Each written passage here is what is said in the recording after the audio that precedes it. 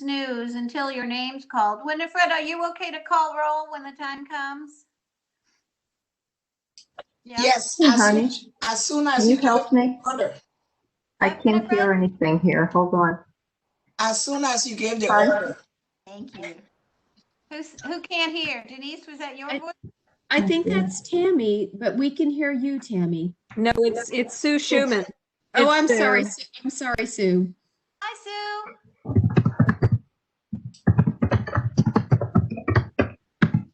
Sue, did you say you can't hear? Yeah, it's not. This audio connection is not working. Oh, Audio. It started, yeah. So we can It hear It says I'm you. using the Testing computer one. for audio, but you know what I mean? I'm not. Or Maybe she could call in on a phone line. Yeah, that. You know what I mean? I'll chat with Yeah, her. but I can't hear it then much. So how do I do this? Here's my video with audio. Where's your audio volume control? That's why I'm not. What? oh, I see. She sent us a chat. That's great. I'm gonna say want to call in. Right? Yeah. Yes, I actually just messaged her, but she hasn't replied yet. Oh, she got it. She got it? Okay. You good, Denise? You good, Sue? Yes, I'm fine. Thank you. Nice. That's been one of my problems. Okay, let's get this show on the road. Right. Hey, I hear Jordan. Yes, you can see Jordan too. Oh yeah, I see you.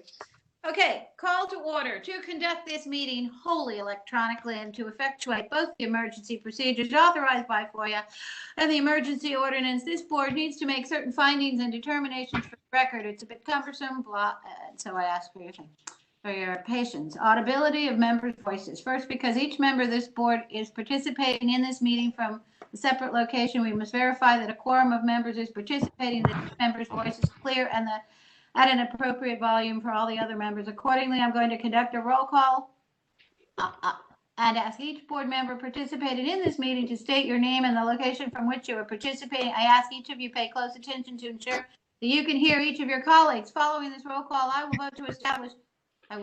we will vote to establish that every member can hear your colleagues. Following this roll call, we will, did I just say that? Conduct the roll call. Winifred. Okay, 1 minute. Okay. Mary Lipsy. Mary Lipsy from Springfield. Okay. Gretchen Boulevard. Gretchen Boulevard from Fairfax. Okay. Kara Herrick. Kara Herrick. Okay, I go down. Greg Wilson. Greg Wilson from Great Falls. Good evening, everyone. Elise Murray. Elise Murray from Vienna. Barbara Neff.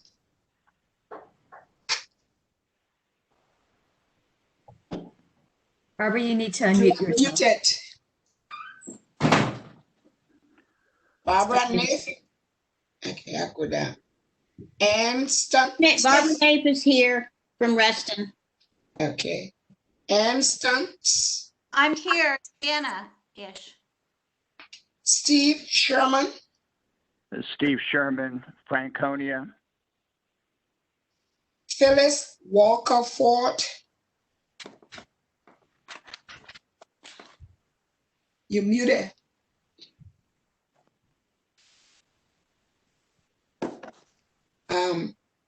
I'll come back. Barbara Peters. Barbara Peters, Annandale. Ann Barnes. Ann Barnes, Vernon.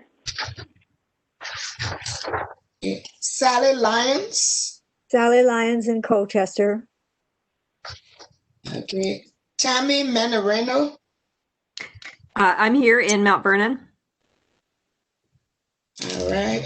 And then Sue Kovac Schumann. You muted.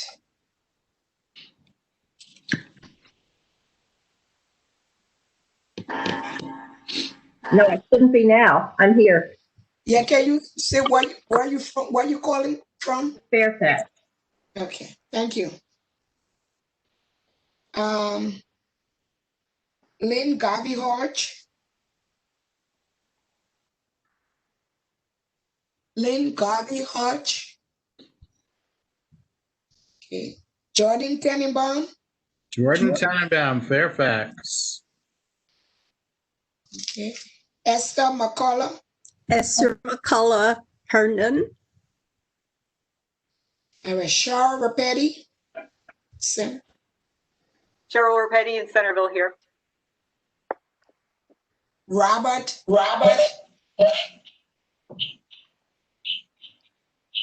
Beach.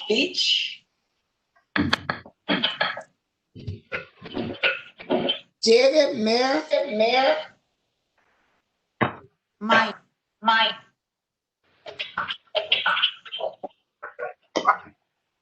Okay, so there were a few who didn't respond.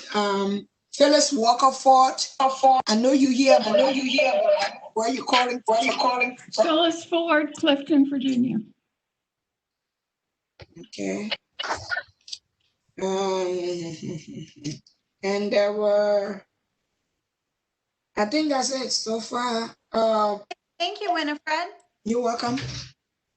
It's nice having this list too. All righty. So And with that, what I hear? I just wanted to add that Carol is trying to log on but having difficulties. Oh boy. Okay. Thank you.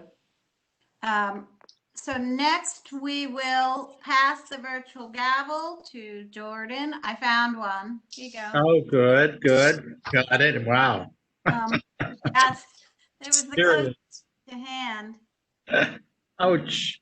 So I may be heard to make this motion. I move that each member's voice may be adequately heard by each other member of this board. Do I hear a second? Second. I think I heard Jordan loudest. All in favor, say aye. Aye. Aye. Any opposed? Okay. Second, having established that each member's voice may be heard by every other member, we must next establish the nature of the emergency that compels these emergency procedures, the fact that we are meeting electronically, what type of electronic communication is being used, and how we have arranged for public access to this meeting. Therefore, I move that the state of emergency caused by the COVID-19 pandemic makes it unsafe for this board to physically assemble and unsafe for the public to physically attend any such meeting. That as such, FOIA's usual procedures which require the physical assembly of this board and the physical presence of this public cannot be implemented safely or practically. I further move that this board may conduct this meeting electronically through a dedicated telephone line, and the public may access this meeting by WebEx virtual meeting. Attendee call-in is 1408-418-9388, event number 173-699-1512. It is so moved. Do I hear a second? Oh, whose voice? Esther. Esther. All in favor, say aye. Aye.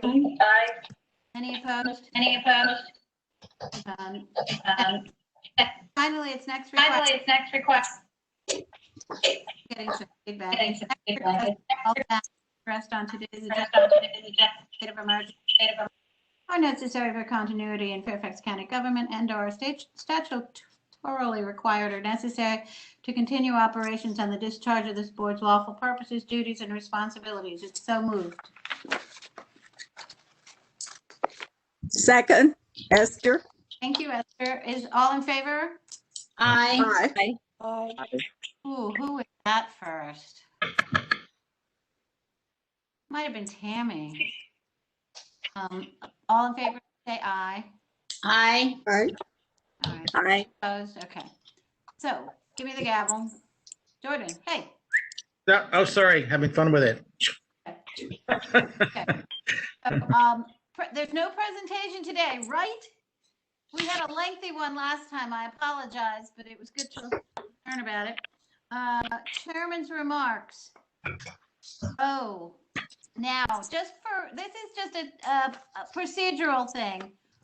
If you find that you have a hand raised, do I still have my hand raised?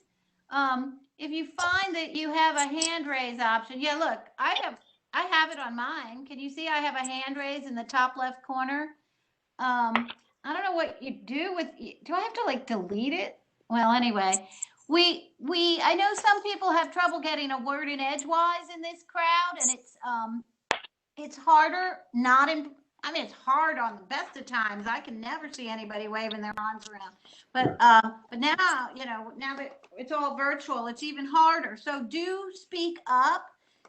If you can use the chat, the only way that we're allowed to use chat, if your WebEx has this function, is if you only talk about technical things like, please call on me.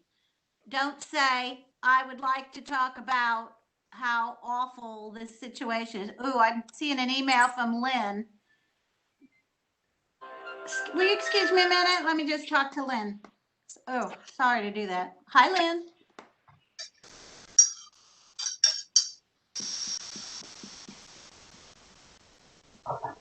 Okay, Denise can maybe send you a fresh copy. Okay? Okay, thanks. Denise? I'm on it. Thank you.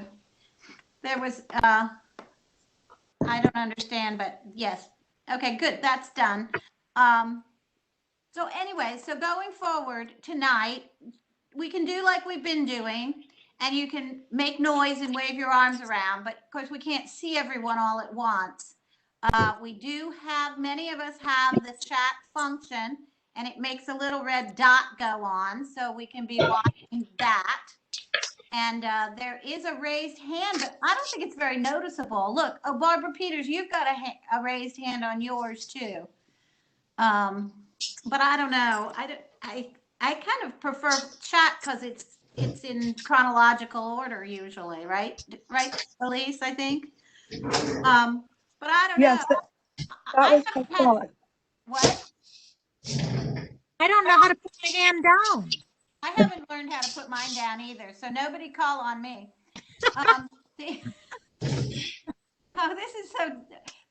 Maybe by the time the pandemic is over, we'll be really good at this. And frankly, it's an awfully good system for committee meetings. Some committee meetings, not all. But when it's just brainstorming and stuff, and people have to come from all over the county, it's not half bad. Okay, so we'll limp along, doing the best we can, making liberal use of chat and hand waving and raising hands and talking loudly, and just we'll try to pause after every issue to see if we've finished. Now, I am game, and so is moving on. So is Denise, to open up this meeting a half hour or so early in December to have a pretend potluck supper. If everybody doesn't mind doing that, you just come if you want to, and instead of sitting there and kind of quietly catching up on emails, we'll just have a little bit of a talk, like pretend we're all eating Mike Irwin's onions and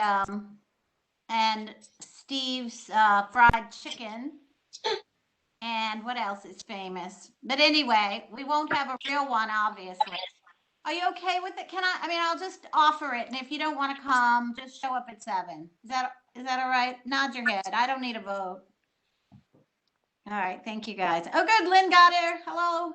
All right, I don't see any commissioners excused or remember. I think we'll see we've got various staff folks here, including Laura Wickstead. We've got Stephanie. We've got Denise. Anybody else from staff that I wanted to say hello to? I'm not seeing anymore. Me. And Oh, Liz, of course. And yes, I don't see you. Oh, there you are. It's because you're called Elizabeth. I never call you that. Okay. Next to people only call me that when they're mad at me. Oh. And And I just want to clarify that I believe that Carol has joined us by phone. Hi, Carol. Hello, yes, thank you. Yes. Oh, good. I see you're the 356 number. Okie dokes. You got it, you got it. Welcome. So can she tell us where she's calling from? McLean. And Carol Herrick, McLean, Virginia. and Commissioner Gabby Hodge. Lynn, tell where you're calling from. I just did. I didn't hear it. Gabby. Fairfax County. Thank you. So we're caught up. Next, on to minutes. Everybody get a chance to look, and do I hear a motion? I move we accept the minutes and pay clerk. A second. There you go. Let's see, seconds. Okay, all in favor, say aye. Aye. Aye. Aye. Aye. Any opposed? Okay. Motion carried. Thanks. Peters. And I'm hearing a lot of feedback. People who aren't speaking, please mute themselves. Everybody hear that? If you're not in the middle of something, mute yourself. Does everybody have that feature when you're doing this on your computer that you can unmute by hitting, does WebEx have it where you can unmute by pushing the space bar? That's so convenient. I'm always on my iPad instead, so it's not as convenient. I have to, reach. Okay, thank you, Elise. We're on to Treasurer's Report, Barbara Peters. Okay, in the last 2 days, Denise sent out for me the September, October, and November reports. There have been a couple of glitches in the accounting. Mysteriously, we had been gifted a little over $21,000, which I questioned, and it was ultimately taken away. So I have omitted this from the reports, but it was causing me a certain amount of distress for a couple of months. The final balance for our for the August 31st accounting was $79,637. For the September 31st, it was $78,582. And our current balance end of October is $78,073.30. And also in during the month of September, I was in contact with the Park Authority, and we had an increase in our account there of $17.20 of interest. So our account with the Park Authority is $2,563.33. The only thing other than minutes that we have paid for in the last couple of months was the publication grant to Mastron for $500, and that was ultimately paid. It did take a long time, and there are clear complications with people who, are working from home and have or do not have access, at all times to the accounting. So that, and all the paperwork that is sent electronically. So that has been paid, but other than that, our expenses have been primarily paying for Winifred's minutes. And I don't think there is anything else that I need to report. You've seen all of the reports that Denise forwarded for me. Okay. Any questions for Barbara? All right, hearing none. Thank you very much, Barbara. On to unfinished business. Is that right?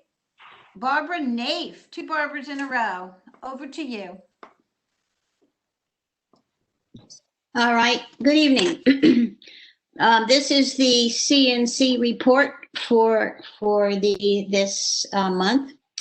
And first, I want to ask for I did this with our committee, but I want to do it with the whole commission. I would ask for a virtual standing ovation to acknowledge as best we can at this point the countless hours of work by the CNC members and several of the individual commissioners, of Chris, Denise, Liz, and other staff that is still ongoing in this project. I figured if we had begun to count hours as we started, they may have equaled that total assets number of 26,552. So as I write in the report, we can declare this work our very best effort. So I thank you all. We're not finished, but I felt accolades were very much deserved.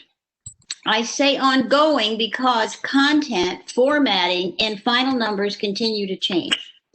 The History Commission vote will now be on the voting on the final report that's being submitted to the BOS at our December 2nd meeting. This is a date change. You know, originally it was, we have to get the information in so that the formatting, which is what is going on now, can conclude in time. By December 2nd, the report will have gone through what is called the chain of review. Liz or Dr. Kroll will review from historical perspective. County Attorney's Office will complete the legal review. The County Executive's Office, the political. The report will post as a NIP item on December 4th. It will be presented to the BOS sitting as the Land Use Committee on December 8th. Where are we currently? As you all know, we are in review. The report draft that you have is dated 10:30 as in October 30th at 2:30 p.m. It is incomplete, as you also know. Denise, Ann, and I continue to receive suggestion, edits, and comments. All are being considered, and not all can be included. I wanted to share this. I found this in the Washington Post op-ed piece by a former speechwriter the other day. It's, quote, incorporating comments without destroying the unity of the speech is not always an easy task. We can relate to that. Our challenge is to keep focus on the precise charge, and that is a Confederate names inventory with appropriate documentation. No more, no less. Your review priority at this point is the project results data section in your district, followed by any comments on the executive summary and the background narratives. To suggest edits, please copy the section in question from the CNI draft that you have, use tracking, and send as a Word document attachment to Denise, copying me. This approach eliminates the need for Denise to reformat. And Denise's time is, we wish we could expand the hours, but at this point we can't. So that's the end of my report. Questions, I will attempt to answer, but I think that's where we are. And again, I thank everybody for all that you're doing. Barbara, it's Greg. Yes. I just chime in here briefly. I just would echo what you said at the top of the call, just commending everybody that participated in this, you in particular, and a special shout out to Denise, who has been the master controller and process manager behind the scenes under Barbara's direction. So job well done to everybody. Thank you very much. Thank you. Here. For sure. Hear, hear. Okay, anybody? Barbara, I have a question. If we already responded and did not do in the formatting and, copying and as you just described, should we redo? Or assume that if Denise already has it? If Denise already has it, I think Denise can respond, but I think that we're good because you sent yours in quite a while ago. Okay. So, this is since the 28th, which is last week, I believe. Yeah. Okay. Thank you. Thank you, Barbara.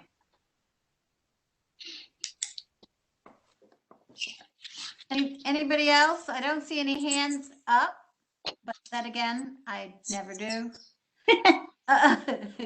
Okay. Thank you a lot, Barbara. Thank you. Amazing, amazing job. How long is it now? How many pages? I think it's closing in on 500. I think so. So that's quite something. Okay, I think it's Jordan's turn to talk about Association Drive, Soapstone Connector.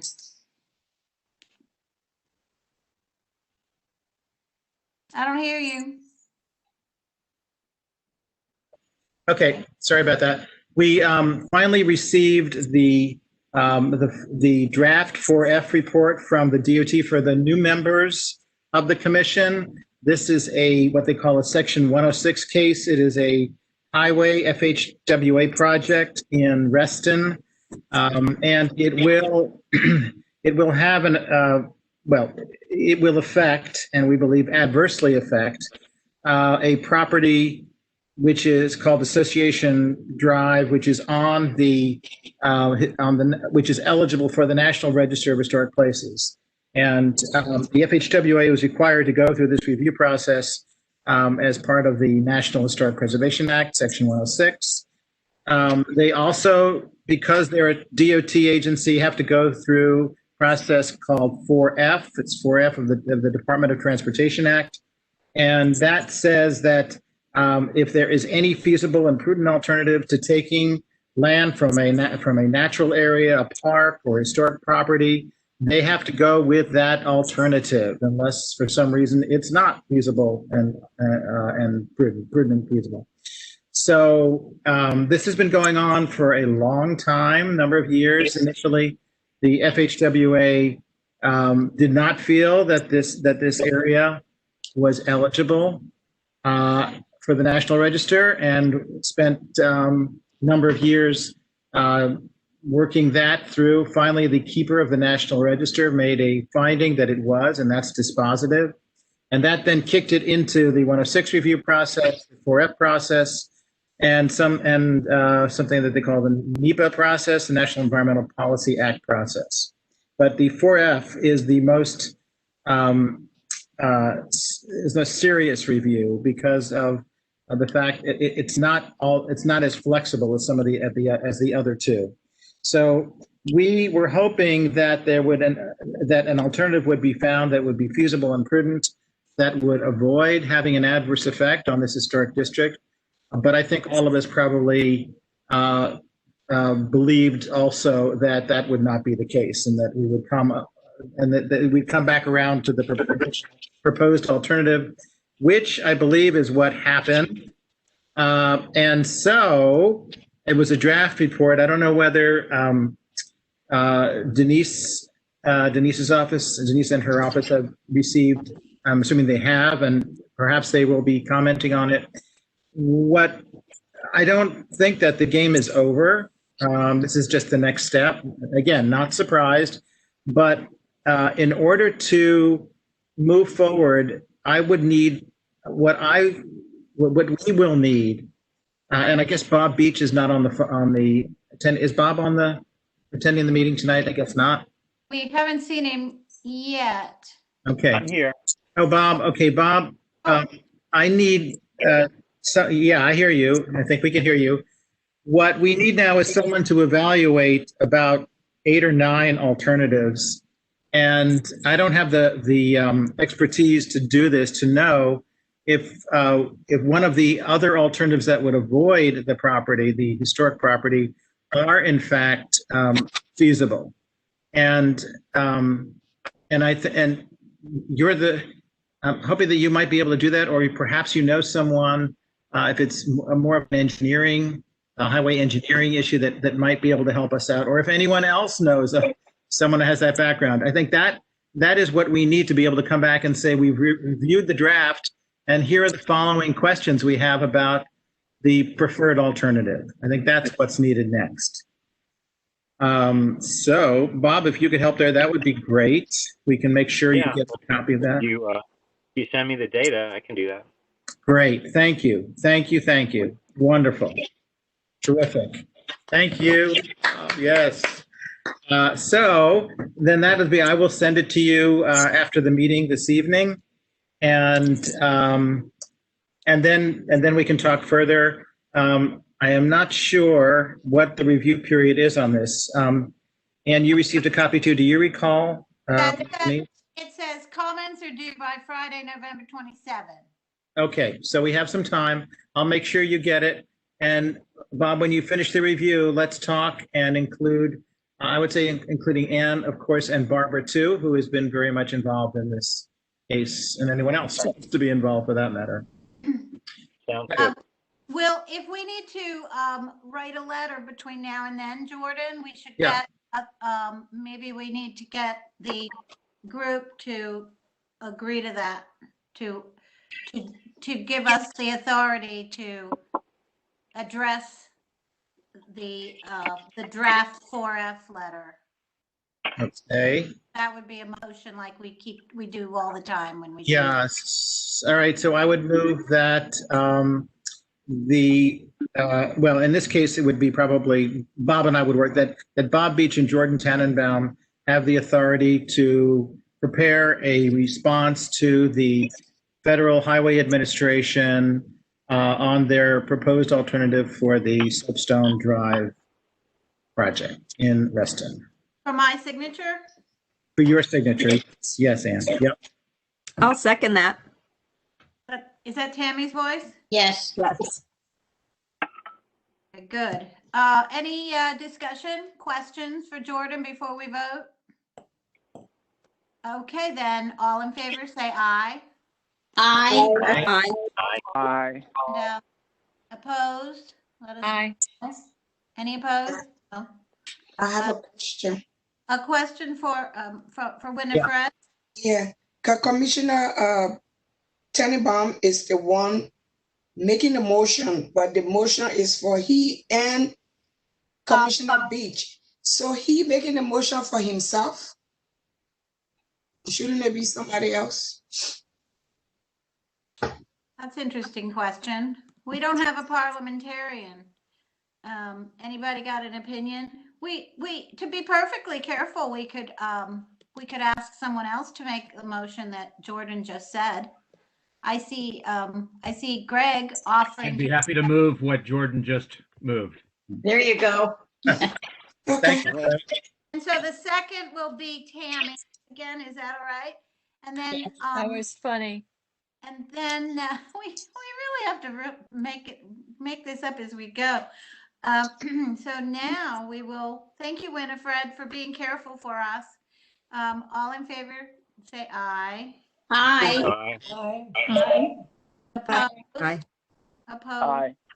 Nays? Okay, so that we will work on that this week, this month, and get that in on time, along with everything else we have to get in on time. Thank you, Jordan. Sure. Okay, Jordan has something else in old business, so take it away, Jordan. Okay. Okay. Thank you, Anne. So this concerns the Fairfax, concerns actually our policy vis-a-vis telecommunication facilities and our review process. And Denise sent this around a couple of days ago for you to review. We talked about it at the last meeting. We've had a couple of these. These are basically cell phone towers that are licensed by the FCC. Because the FCC is a federal agency, they have to comply with Section 106. And so at the last meeting, Denise shared with us that we have a review process. I said I'd like to look at it and see if we might need to make some tweaks. And I would like to propose that there are just a couple of minor tweaks that I would like to see in this policy. Hopefully everybody did get a copy and might have had a chance to look at it. The first change that I would make is in the language which says, in the second paragraph, that the second sentence, FCC licensees and applicants must comply with the National Historic Preservation Act procedures, blah, blah, blah, blah. Technically, the party that has to comply with the NHA procedures is the federal agency, is FCC. So I would think that that should read that the FCC has to comply with the National Historic Preservation Act procedures and to continue with that rest of the sentence. It's a little picky, but just to make sure that they understand that. The only agency, for your information, that has been allowed to delegate its 106 responsibilities to a non-federal agency is HUD, and that is for a program called the Community Development Block Grant Program, where the community is essentially is required to comply with 106. They are standing in place of the federal agency, HUD. The second recommendation I would have is that see there that parties who are interested in commenting have 30 days to review. Given our meeting cycle, which is 30 days, it is possible that we might not be able to comment in a timely fashion. Right. So I would recommend, and I think, and Denise, you can help me here, but I'm assuming that probably that the DPZ staff gets this sooner than we might get it, and that we ask to receive this at the same time that the DPZ staff gets it. And I'm hoping and assuming that that would give us more time to review the document. So it's not necessarily the case, though, that that we get it before you. Typically, I would say it's simultaneously. However, you all don't pick up your mail. I think that's probably the biggest issue, is that you don't have a system for keeping up with the mail on a route or on a expedited, where I receive mail. We never get it more than once a month. There we go. Yeah. So where we receive our mail daily, you all receive your mail monthly. So that might be something that you look into, but we don't get it any earlier than you do. Okay. So if we can't get it any earlier, since you would get it and then you look at it every day, if you sent it to us or sent it to Anne or someone that we would designate, we would get it before the next meeting, before that 30-day period. So typically we do send you anything that we feel like needs to be commented on. We don't send you everything that we receive. We send you things that we have flagged that might have effects on historic properties. Okay, so then that sounds like the solve right there, that when you get it, that you send it to us. Would that be, or to who would receive, who would you send it to Anne? Well, I typically CC Anne, but I send it to the commissioner whose district the resources. Right. Do you do that digitally? Yes. Yes. Okay, so are we comfortable with that process, that as soon as that Denise gets it, she sends it to the commissioner? Okay, then that's good. The only other thing would be if our secretary lived next door to the library and could run and get the mail regularly. Otherwise, what else? What else? Because we don't have a commission email. Well, it sounds like all these people anyway don't email it, right, Denise? No, they don't. No, not necessarily.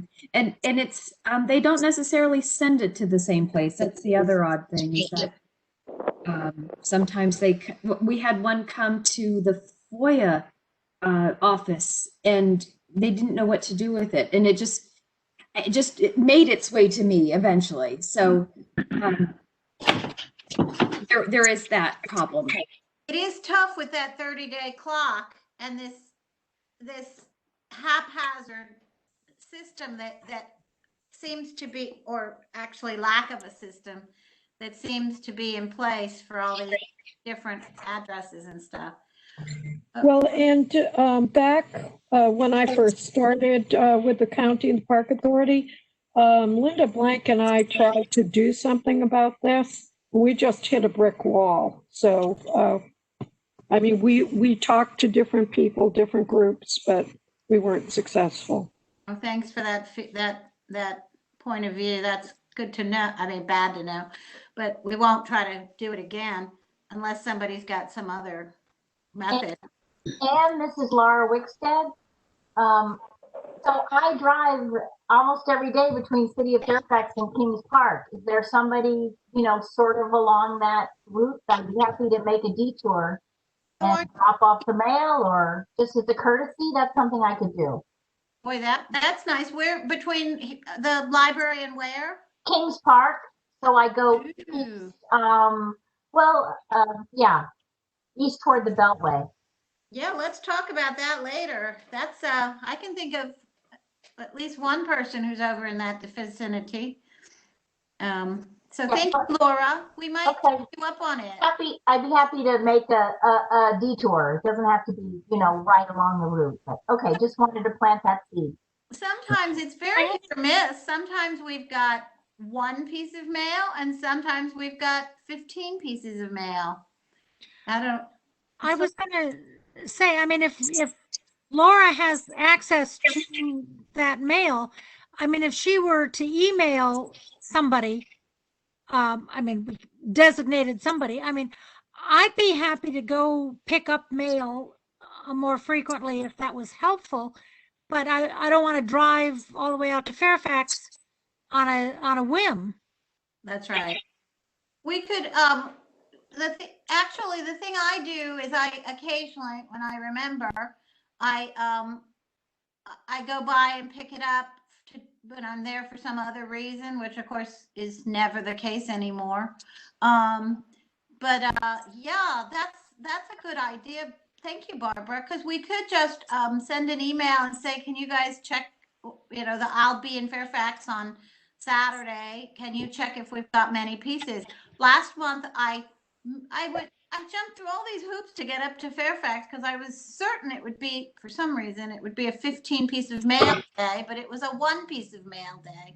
And I was like, oh, I'm sorry I bothered. So yes, let's maybe just a little more conversation will make it happen. Do I see a hand? Sue? Yeah, I don't live far from the library, so Laura, I know Laura, we could work that out too. Okay, I might be closer than anyone else as far as miles to get there. Okay. Thank you, Sue. Hey, thank you. So that's good. Okay, so that'll help, Jordan. Great. Yes, wonderful. So then the final suggestion I have is that is one of terminology, and it is being made to ensure that the language that we now have in our policy more closely track the regulatory language in the Advisory Council on Historic Preservation. That's the agency that's responsible for ensuring the compliance with 106 in their regulations. So we have a term which says that now that we would look at we review them, and we reviewed it and we have no comment. That would be the response that we would send according to the policy. I'm recommending that we respond, no historic properties affected, which is the regulatory response that we would give in a case where there is no undertaking, there's no project, or there's no historic properties, there are no properties eligible or on the National Register that are going to be affected. And conversely, if we find that there are historic properties that are to be affected or might be affected, that we respond with one of the regulatory responses in the council's regs, and that could be a no adverse effect, or it could be an adverse effect. So that's what I would, and in that case, we would be taking out the terminology reviewed and desire comment, which is in the policy, and substituting with, respond in accordance with the appropriate determination as set forth in 36 CFR Part 800. So that would be my recommendation. Otherwise, the policy seems fine. So one thing we chose not to do in 2015 when we finalized this is to not track any of these.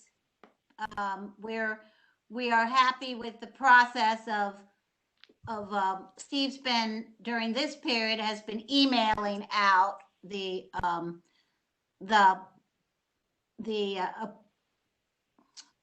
letters to the appropriate history commissioner, and we essentially don't take any action at all unless we don't do anything on the record unless we find that there is an effect. And so that's just important to know that that's a decision we made, not to do that. So you're proposing a pretty some straightforward changes. So we could redraft this and distribute a copy before the next meeting. Madam Chair, Yeah. Yes, Esther. this is Esther. Don't we have a policy committee? Is Ann not chair? We have bylaws. Just bylaws? I don't think we have just a general one. No, we don't. Right. Okay, thank you. Ann and Jordan, this is Mary. Hi, Mary. Would it be important to say how the response is going to be made? Just so, does Denise need a record that if we are responding adverse effect, that, we are saying we will send it in writing in a letter? Here's what it says now, Mary. Pardon me? Mary, here's what it says now. Commission member writes a letter to the entity representing the company as directed in request letter, and copies DPZ, which will be DPD, Heritage Resources Liaison to the commission. Commission member contacts commission chair to add item to next commission meeting agenda for discussion. Commission discusses at next meeting and records discussion in meeting minutes. Letter to entity representing the company also included with meeting minutes for the record. I guess I'm wondering if Denise or somebody else in accounting needs, if we are sending a letter. Yeah, we're copying her. Okay, all right. I mean, it sounds like we're requiring it to be CC, then us to CC them. Is that how you guys are reading it, Jordan? Yeah, that's the way I see it, yeah. Okay, all right. So the commissioner writes a letter before coming to the commission? Yes, looks like it. That's what we wrote in 2015. Write a letter and then discuss it at the next meeting and show what you did. Isn't that backwards? I mean, shouldn't it come to the commission before any communication is written? Well, again, this would be, let's say we find ourselves in a situation where we only have 30 days. And this is actually what I did in the case of a cell phone tower on 123 recently. I wrote the letter to the entity, and then we talked about it at the meeting afterwards. My question was, it occurred to me that there might be a visual effect. And so I actually asked for more information to enable us to determine that. Let me just say that what FCC has done, stepping back a little bit, there is a nationwide programmatic agreement that covers this area. And that nationwide programmatic agreement, in that agreement, FCC basically gave a lot of authority to the companies to handle this area. And they're not involved. They've got their involvement in the actual cases is very minimal. The primary review party is really the SHPO, the State Historic Preservation Officer. But I have found in dealing with a cell tower right near where I live, right near the Fairfax County Country Club, that there's very little review that the state is doing too. There's so many of these, they can't give it an intensive review. We probably are in a better position. We know the area obviously better, and we might have some more time to respond. So, but so that seemed to work pretty well. And I kept reporting back to the commission as that case developed. And at the end, we sent them back a letter of that they could continue, that there was no adverse effect as far as we could determine. And it was primarily in most cases dealing with a visual effect or if there's an archaeological site issue. So, yeah. I think Esther, that we've we've been doing it this way for a long time, and it works with the timing, because it's not a big policy thing. It's where we've delegated to History Commission members in their district to pick up the conversation. If it got dragged out and detailed, I mean, we're going to be hearing about it every month, right? And yeah, the reason why I'm recommending the regulatory language is because that will telegraph, let's say there is an adverse effect, that if we use that language, that we've determined that there's an adverse effect, that does trigger the potential involvement of the Advisory Council on Historic Preservation. But if we use some other language, it's going to be not as, you'd have to clarify that, not as clear cut as far as they're concerned, because the regs require in that case that the FCC notify the Advisory Council that there's been a determination, that that there was a determination they're making of adverse effect, or another party has made that determination. So this is very helpful, your proposed language, because it'll make sure that our response includes the right words to get. Good.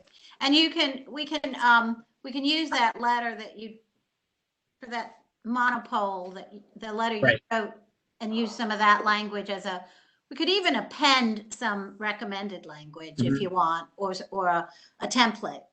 Yeah. All right, so you're happy if we work on that this month and send a new draft before the next meeting?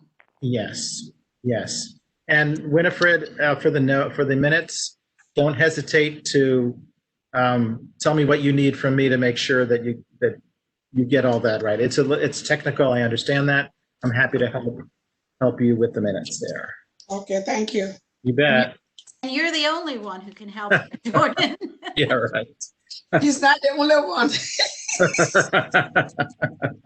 And this is Denise. Any questions for Jordan? Anything more? We'll know a lot more when we see the new language and about it next month. Thank you for trying to tell you something, Ann. Hey, Jordan. Yeah. Greg has his hand. So thanks for doing this. I think it makes a lot of sense. I have a process question for you. Who in the county oversees this whole process to make sure letters come and go and get sent in time? Is that Denise's role? Is that someone else in the county? I would think it's Denise's role. Am I correct, Denise?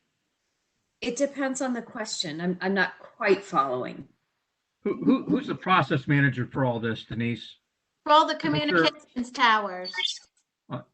Yeah. Oh, for the well, that is a very good question. We only get involved when it has an effect on heritage resources. So I think it has to be outside of, our group. I can find out for you, Greg, if you'd like. It would be helpful to nail. Somebody's got to be accountable ultimately, right? Because you mentioned the issue with some letters come into the FOIA office instead of through proper channels. I'm trying to make sure there's a proper process in place sitting on top to manage all this. Is there, Denise, an environmental review office in the county that gets not only the historic? Okay, so that might be is that probably where these things come in and then they're distributed, or would that person? Not necessarily, because we so planning and development handles development that it is sometimes generated by federal undertakings, but then sometimes is as you know, a local, just a local developer. So we handle all sorts of input, and then there's also county initiatives, so fire stations, schools, things like that. All of that is a process through planning and development. Okay. Oh. I think Elise has something to say. Yes. Procedurally, Greg, the History Commission receives this request as a separate entity. The Historical Society of Fairfax County gets a lot of them too. Basically, the developer as a list of entities that he can send it out to. So the commission is independent of the county on this, and our process is whatever we decide it would be. Thank you. Yeah, we get them at Historic Vienna too. They just, send out to whoever looks like they're geographically interested, it seems.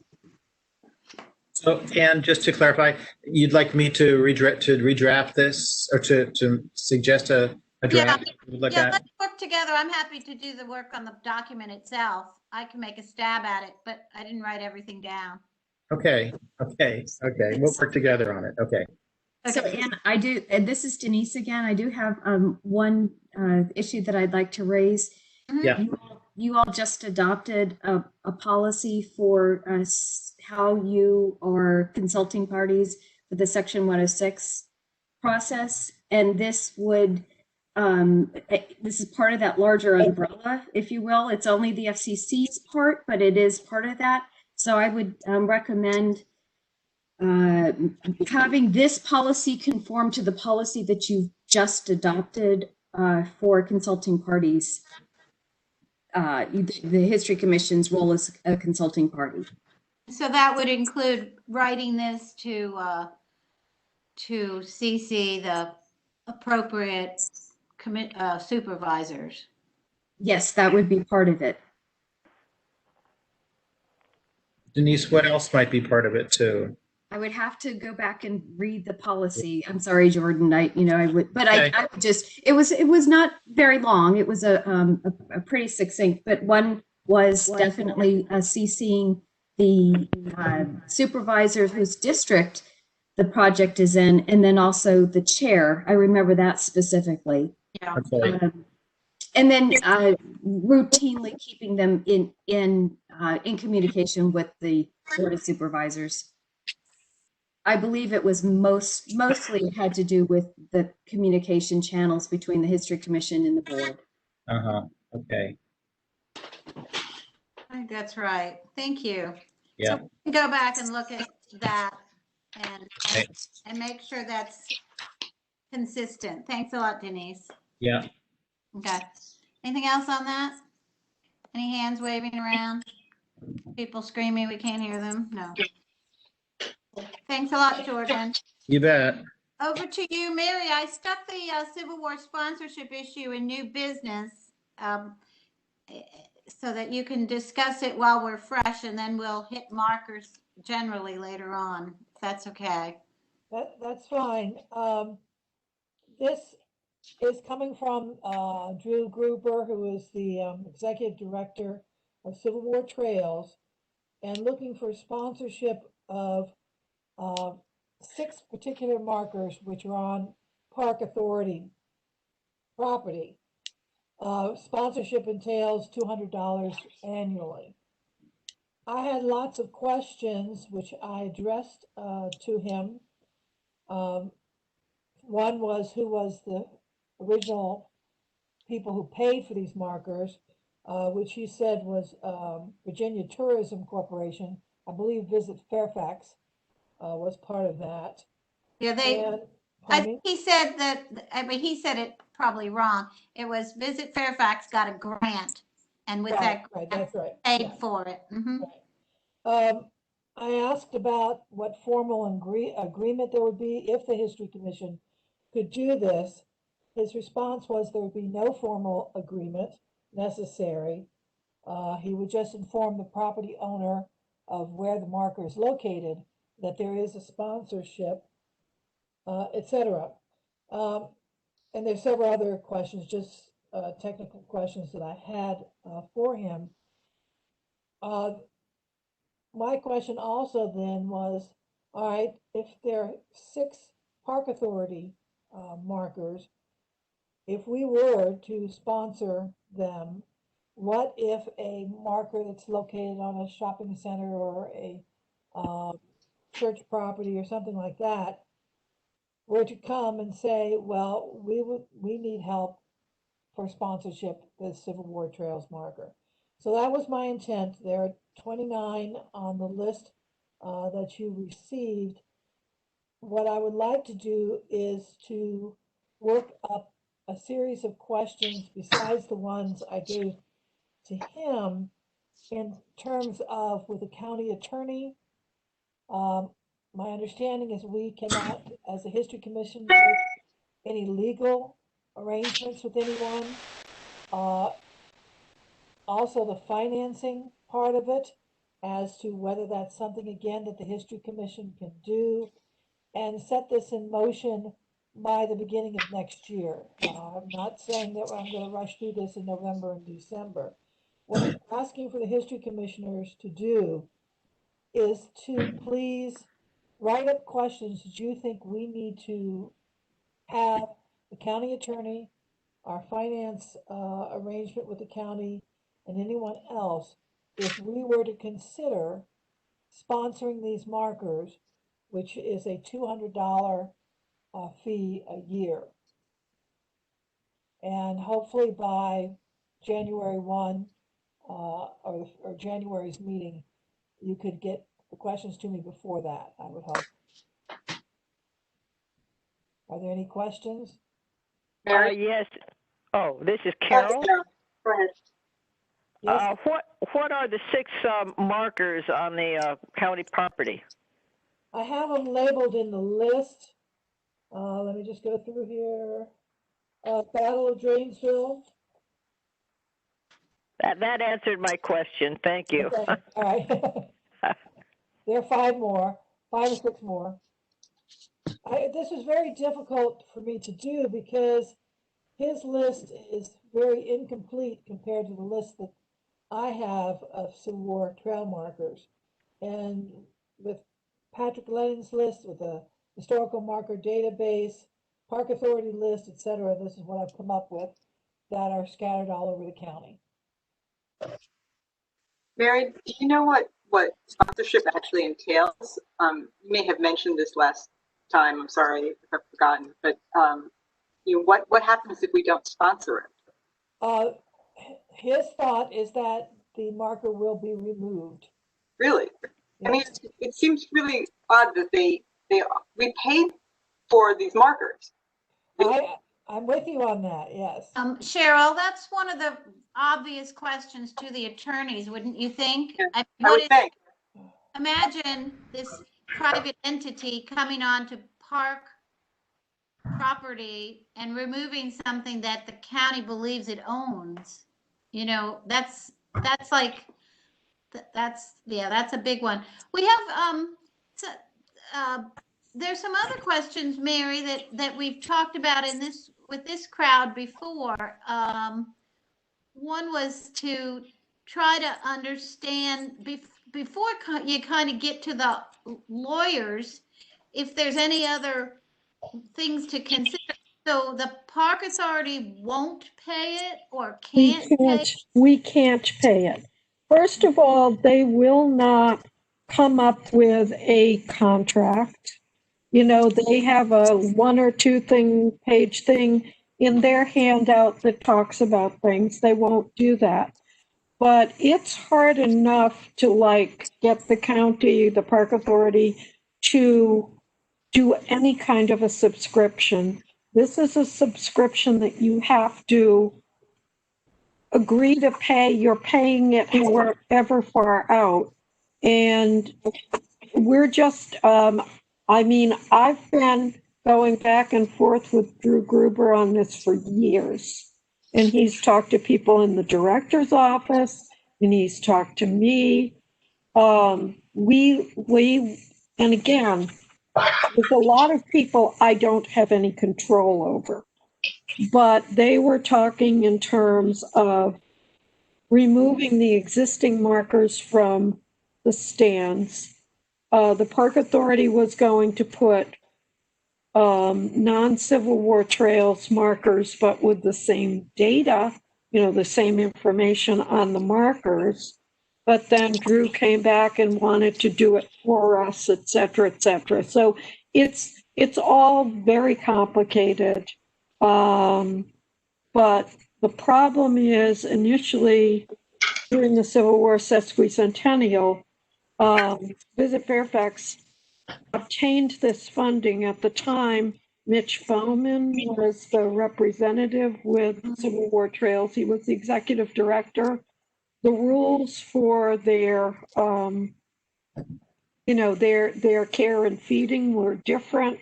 And this only, this new $200 per year forever only came in place after the sesquicentennial. And one of the challenges is there's a lot of jurisdictions out there that may only have one marker. So for them to come up with $200, it's not quite as much of a challenge. But I don't recall, Mary, but I think there's like 26 or 29 or something like that in the county. Yeah, so there's a lot, and 6 of them, well, actually more than 6 are on Park Authority property, but there's one that is sponsored by the Sully Foundation, and the one at Ox Hill that's sponsored by a group in New Jersey that is our descendants of Philip Kearney. So but this has been, a long process. And if anybody wants to call me and talk about it offline, as far as what, where I've been, I'd be glad to talk to anybody. And I know of 2 others, the Ravensworth Shopping Center Management agreed to sponsor the one at Ravensworth, and Burke Historical Society sponsors the Wood Choppers, which is in front of the fire department in Burke. So those 2 that I know of, I know that the Burke Historical Society is not a financial hardship, but it is not something they had planned on to be doing forever, as Liz said. So well, always going to be a little touch and go, isn't it? Yeah. And this is Tammy. One of the questions that I have is, given that this marker is already in place, what do we get for the $200? Like, do they come by and do maintenance on it, or like, what is that? If it were damaged, tree come down on it, it fades, plexiglass needs to be replaced, they would be responsible. It's called the maintenance of it. Hi, I want to remind you guys that the last time this came up, and I've had my hand up since before this started talking, Mary finished. The last time we talked about this over a year ago, our plan was to see if the county government would give Visit Fairfax a specific allocation to cover these $200 fees. Someone was going to talk to their supervisor about it, and I want to know if anybody remembers it and what was the result. I'm not quite sure, Elise, what did you say? That someone was talking to the supervisor, or you know who it was? I believe it was you. About maintenance? No. You were going to talk to Sharon about this over a year ago. About Visit Fairfax getting a specific allocation to cover the fees. That sounds familiar, Elise. That's a very worthy thing to do, to try to, because if the county values these things, which maybe they don't, then asking for Visit Fairfax to pay for it, since they were the ones who organized it. I mean, there's so many parts of all this. Maybe we should make a small committee so it's not all on Mary. Would you like that to be the marker committee, or would you like to set up a separate group, maybe Elise, Ann, and Mary, or some subset of us, so that we can knuckle down and help you with it? Well, do we need to check first? Okay, let me go. I would be glad to reach out to Jeff McKay and his office with, first of all, I'd lay out what the ramifications all are, and see if the county would be willing to figure out whether Visit Fairfax, or I don't know if the History Commission could pay for it, would do that. I have no memory, Elise, but thank you for reminding me that I said I'd do this. I don't know if I was chair at that time of the marker committee, so I don't remember, but it's not important. Anyway, and I would still, I think I would like to wait until January to approach this. I have told Drew Gruber that we're not in any timeline to give him an answer to this. I think that's important that he's waited a while anyway. I mean, they're the ones who changed the rules in midstream. They and that's another question for the lawyers. For some lawyers, I don't know if it's for county lawyers, FCPA lawyers, or I don't even know who we asked what, but well, what's interesting, I'm sorry to interrupt, but Pohick Church has a Civil War Trails marker, and Patrick Lennon was able to supply a copy of an agreement that they have that says that Civil War Trails will do permanent maintenance on that marker. But apparently there were no other written agreements made. Yeah.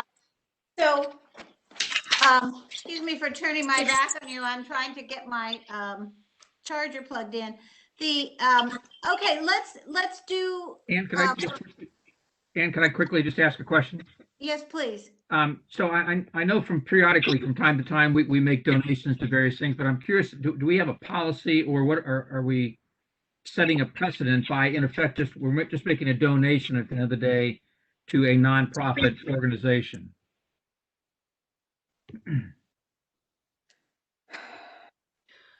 And it may be a very good cause. I actually support the marker at Pohick's Church. I got roped into that, and so it's $200 a year, and I'm happy to do that as an individual. The question becomes: is it a precedent, or what policy do we have as a history commission for doing this? Well, that's one of the big issues. The minute if we're even allowed to, which we don't know, we might run into the same problems that that the Park Authority has apparently run into. And then like Mary said in the beginning, if the town of Vienna stops paying $400, if the Sully Foundation stops paying $200, you say to heck with it. If I don't pay, it's this whole moral hazard thing. Mm-hmm. If they know that somebody else will pay, why would anybody else bother? Right. But yeah, good point. So I think this little group needs to work with Mary, because you've been really doing this a lot on your own, Mary, and you're trying to deal with an issue that is of many years standing. And this is Barbara Peters. Mm-hmm. I'm assuming Mary knows what these things say. Do we even approve of what they say? We approved it back. We approved it initially. All of these sesquicentennial markers went through the History Commission for wording. Okay. All right. Yeah. And these are part of that batch. Right. There's a lot of ones around that aren't from that batch. And did you send it out to the commission? They've all got the list. Yes. Yeah. It's in the attachments. That's what I thought. Yeah, it's posted on the share file too. Right. Yeah. So yes, you can have a look. That's a couple of pages, 3 pages. So if there's any you'd like to adopt, please feel free. If it says am I right, Mary, that if it says FCPA, it's one of the. That's the Park Authority. But that's one of the 6. Yeah. I mean, I'm sure there's lots on Park Authority land, but the ones you're trying to identify here are the ones that are not sponsored at the moment. They're the Civil War Trails markers. Mm-hmm. Yeah. They only have 6 in the whole. Look at the last page. There are a total of 8 on Park Authority property, but 2 have already been adopted. Like you said earlier, Sully and Ox Hill. Okay, good. Thank you. Let's adopt Mary's suggestion of commission members writing a list of questions to her and then take it from there. Okay. I'd appreciate it. That sounds good. When would you like them by, Mary? End of the year? Let's say January 1st. Okay. Thanks, everybody. This was a long-standing pain in the neck, but it'd be nice to get it resolved because you don't want somebody coming along and peeling off these. They say, "Oh, we'll leave the pedestal because you guys paid for that." So they'd be all these blanks, and they don't really want it either. All right, we'll all talk about it some more and try to get things to Mary. Moving along, is there any other new business? I'll move to staff reports, and we're on to Liz. Are you here, Liz? I'm here. Just give me 1 second. And I'm going to keep trying to plug in my phone.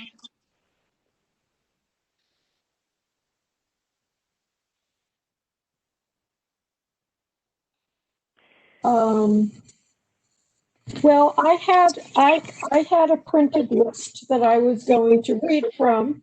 Not a printed, but a virtual list that I was going to read from. But now for some reason it won't let me open that. Oh, there it is. Okay. Anyway, it was just being difficult. First of all, thank you for all of you who are Fairfax County citizens who voted. The bond referendum for the Park Authority went through, and the bond includes funding for our proposed collections facility for archaeology and for the resident curator program. So thank you for your votes. Other things that we have been involved with in archaeology and collections, it's been a busy time as far as virtual conferences and such. I had an opportunity to attend the virtual Past Forward conference for the National Trust on Historic Preservation, and that was really well done. One of the benefits of it is that because, you know, for those people who are registered, you get to go back and review the presentations for an entire year. So for things that we would like to, you know, go back and get more information, take notes, etc., that's something that we can do. Also, over the past month, I've attended virtually the Archaeological Society of Virginia's annual meeting, which was held over 2 Saturdays, and also the Council of Virginia Archaeologists fall meetings. And then I've had the opportunity to attend webinars from Stratford Hall on the archaeology of slavery, and also DAX from Monticello, again, slavery related. And I just wanted to note that at all these various different venues, topics across all of the platforms were focusing on equity and changing the narrative and the interpretation at different places. So, you know, the current, one of the current results of Black Lives Matter and other things like that are people looking at equity issues related to historic properties and historic sites. So it's kind of an exciting new approach to interpretation. As well, I've been working with the Fairfax County Cemetery Preservation Association, including Mary Lipsey, and descendants of people buried in an African American cemetery in Vienna. And so we've been working with that group. As well, Archaeology Collections has prepared and sent out 2 loans of artifacts and associated documentation. One was sent to Dr. Julie King at St. Mary's College of Maryland on a contact period Native American site, The second one was a site that the collection was sent to Mount Vernon because it's on a property that's adjacent to one of their properties. So we've been working with that as well. We're putting together currently a scope of work for more archaeology to be done at Mount Air prior to demolition of 2 derelict buildings on the property. And then finally, we have several archaeological projects that are coming up with the Department of Public Works Environmental Services, DPWES. Those are Section 106 because, related, but also county. But again, we're working with DPWES and others on archaeological projects. So that's probably enough from me right now. If anybody's got any questions, I'm more than glad to answer them. Any questions for Liz? Okay, over to Heritage Conservation Branch. Is that Stephanie? Hi, yes. Can you all? Hi, Stephanie. Hi, how are you? Good. Hope you all are doing well. So updates for the Heritage Conservation Branch. Under Museum Collections, the collections manager submitted the October Artifacts blog, which highlights a ballot box used in Pleasant Valley. The collections manager provided samples of legal documents about ownership transfers to Denise Dressel. And likely due to the current situation, the collections manager continues to receive donation offers at a higher than average rate. Several relevant offers are pending acceptance. Under operations and maintenance projects, staff continues to work with the Department of Purchasing and Material Management on preparing the RFP process for the Ash Grove Kitchen Stabilization Project. Very exciting. The Oak Hill virtual tour with Channel 16 has been made available for viewing on the Oak Hill webpage and at fairfaxcounty.gov/parks/oak-hill. Staff is working with WJE on treatment plans for the outbuildings at Sully Historic Site, as well as a historic structure report and treatment plan for Mount Gilead House, with a draft report under review there. And a public water line was installed at the Sears House with archaeology on site to monitor the work. Under the Historic Sites Volunteer Corps, a volunteer event was held at the Drainsville Tavern on October 10th to clean out metal materials from the basement and recycle.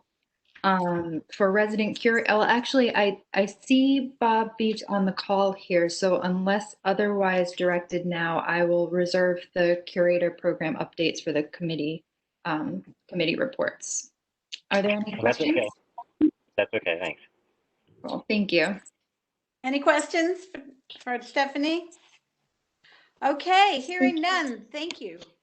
Any? Did I miss anybody? All right. Thank you, Stephanie. Thank you. Time. Bye-bye. Virginia Room, Laura, it's you today, yes? Yes, I'm here. Greetings all. This is Laura Wickstead.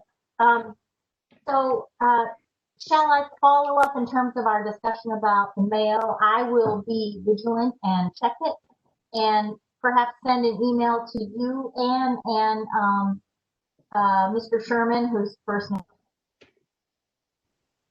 Yeah, that's good. And then we'll you can decide. Okay, good. So that'll be my approach.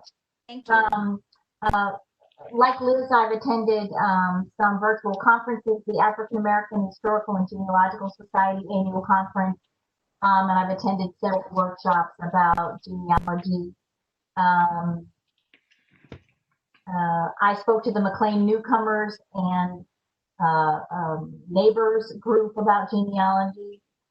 Glenn Fatzinger, a former member of your esteemed body, let's see, last week dropped off some original files from the Mount Vernon Council of Citizens Associations.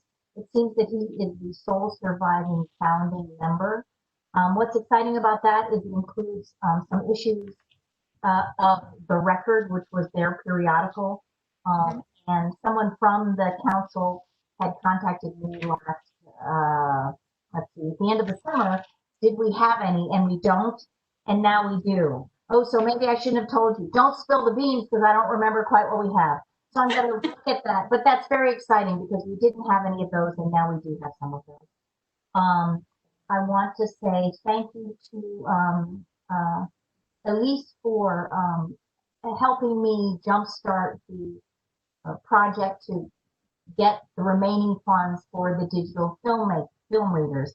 I want to thank the commission for committing $1,000 and your, if I understand correctly, willingness to perhaps help us find more or match. It seems that the George Mason Friends have very generously at their last meeting have voted to pick up to finish the effort with, I don't remember, $10,000 or $11,000. So ladies and gentlemen, we have all the money we need. So thank you so much.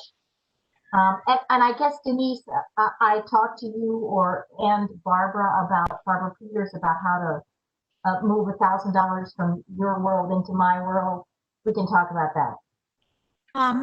The request was already made and it should be transferred. Oh, wonderful. Thank you so much. Okay. And speaking about the Confederate Names Research Project, you know, those people who seem to do things effortlessly, but you know, things done well, nothing's done effortlessly. It's done with real commitment and real effort. That, of course, is our Chris Barbershak. Before he started working on the project, I asked him to keep track of his hours, and he reported to me that he's so far done 179 hours working on the Confederate Names Project. So I'm so glad he was available to work on this really, do this really important work. So that's where we stand at the moment. Thank you so much. That's interesting. Thank you, Laura. Appreciate that. Yes, next, Denise. Yes. It's all on you. It is. Word won't open. Okay, there we go. Technology, man. Hi, everybody. So Confederate Names Committee countywide, as you've heard a lot about it tonight, a little bit more staff, meaning I will be working on editing the report now that the research is complete. And I do also want to echo everybody's much appreciation for all the researchers that have done just a tremendous job with this report. As was mentioned earlier, it's like 476 pages long. So an enormous amount of work went into this. So thank you, everybody. I'll be working on formatting, taking your edits. Please do send them to me in Word and CC Barbara. The final report will be presented to the History Commission at its December meeting, and this is the change as Commissioner Naif indicated. The Civil War monuments at the Judicial Complex at its October 20th meeting, the Board of Supervisors voted to remove the Mar Monument and donate it to the Stuart Mosby Historical Society, which runs the Stuart Mosby Museum in Centerville. The board voted to donate the 2 Dahlgren howitzers to the Manassas National Battlefield Park, and the VDH R marker will be returned to the state. The Holland Hills HOD process, the Holland Hills Work Group will be meeting on November 16th and then again on December 7th. They're continuing their review of the draft design guidelines for that HOD. There will be a community-wide public meeting early next year, and I'll update you when I have more details. The Homes Run Acres HOD project, the next meeting of the Homes Run Acres work group will be November 8th, and they have started the process for securing a contractor to prepare the design guidelines for that HOD. The Reston Architectural Survey Staff received and reviewed the draft report of the Reston Architectural Survey. A clean version of the draft report will be posted on the Reston Survey webpage for public review and comment. And I'll let you all know when that gets posted, and I'll send you the link for your benefit. You can take a look at it there, and please do leave your comments if you would. We're looking for a mid-December community meeting with the consultant to go over the survey results. The soapstone connector was discussed earlier this evening. DPD and the History Commission both received the draft Section 4F evaluation for the soapstone connector on October 28th, and comments are due by Friday, November 27th. And that's all my report. Thank you, Denise. Thank you. Any questions for Denise? I think Tammy's waving. Okay, Tammy, over to you. I just had a question about the Wellington/River Farm HOD. Do we know anything about that? We do not. Tell where that came from. We heard about it at as a board matter, was it? In October, that same October 20th meeting? I'm sorry, who was that directed to? And anybody who knows the answer. So, yeah. So tell what you do know about it, Tammy.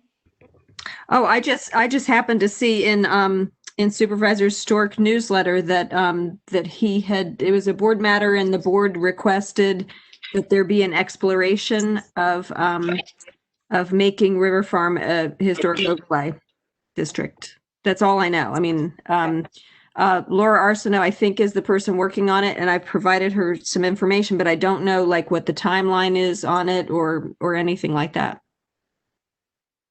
Do you, Denise? I'm sorry, I do not. Okay. I don't have an update about River Farm. I do know, excuse me, that the supervisor did make the request, but that's where it stands with me as far as I know. Thank you. Well, it's good that we all know that happened anyway. Thanks. Yeah. Thank you, Denise. For raising it.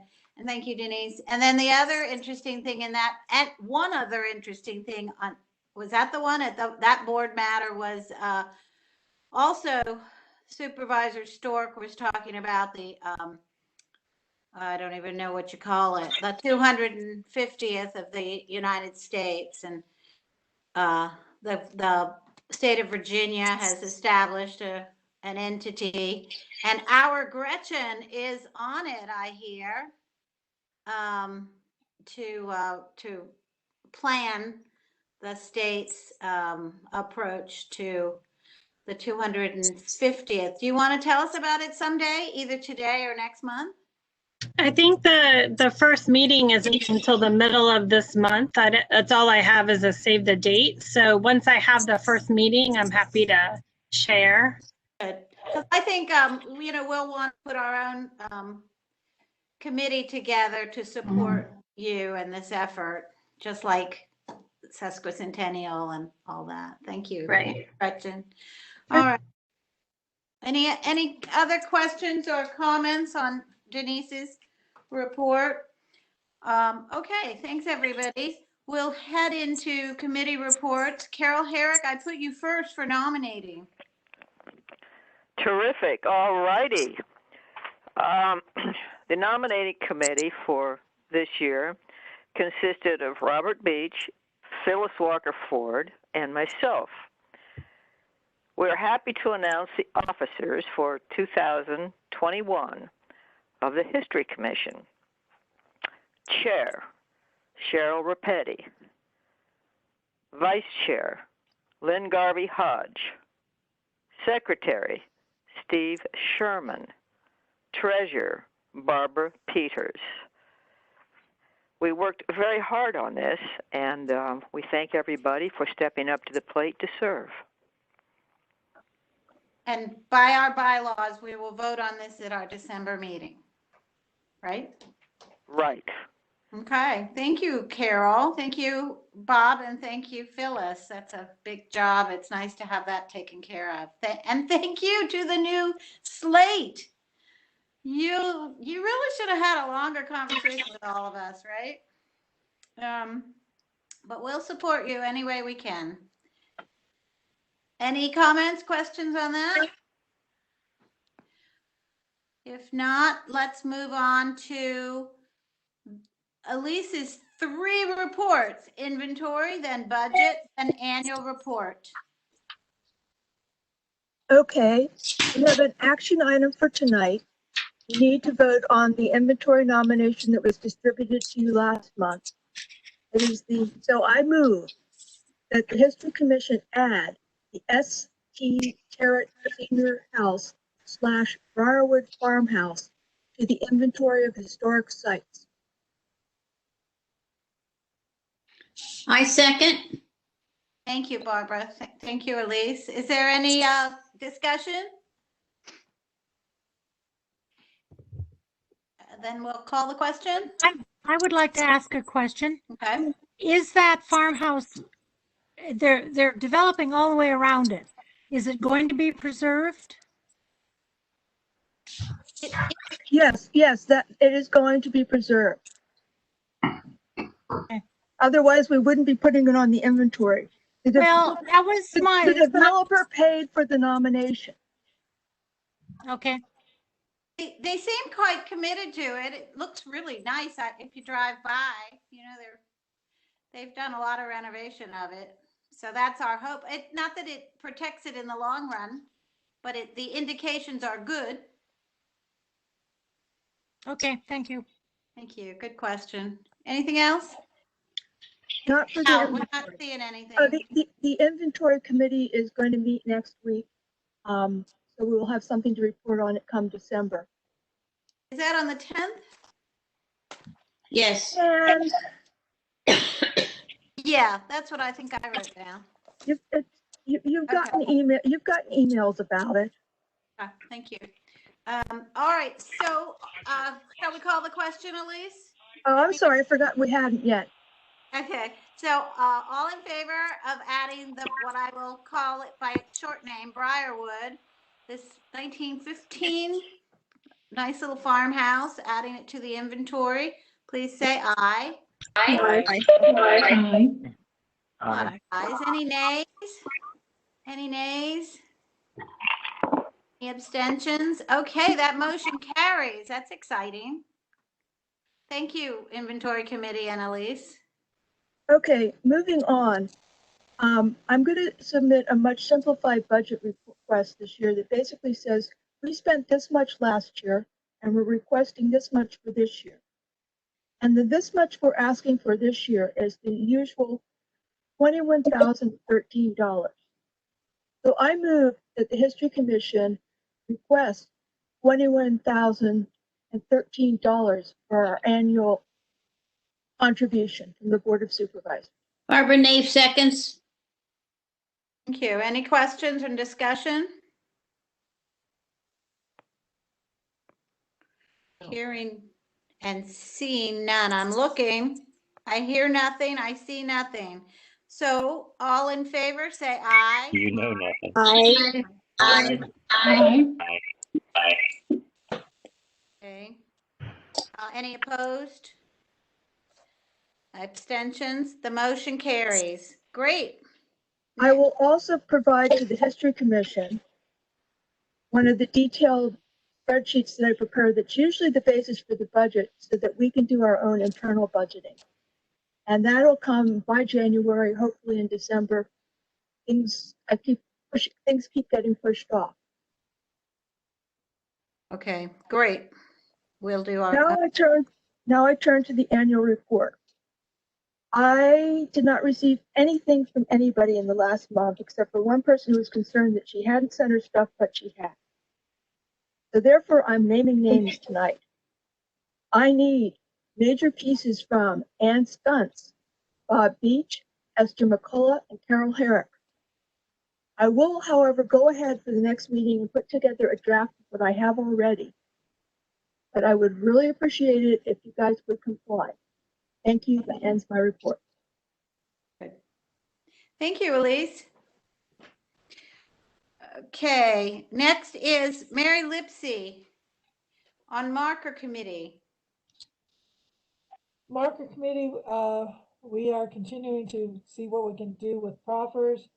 I'm working with Phyllis and the Carrollton marker rewrite, and that's about it for the Marker Committee. Good, thanks, Mary. Any questions for Mary? Okay, Esther on Ethnic and Oral History.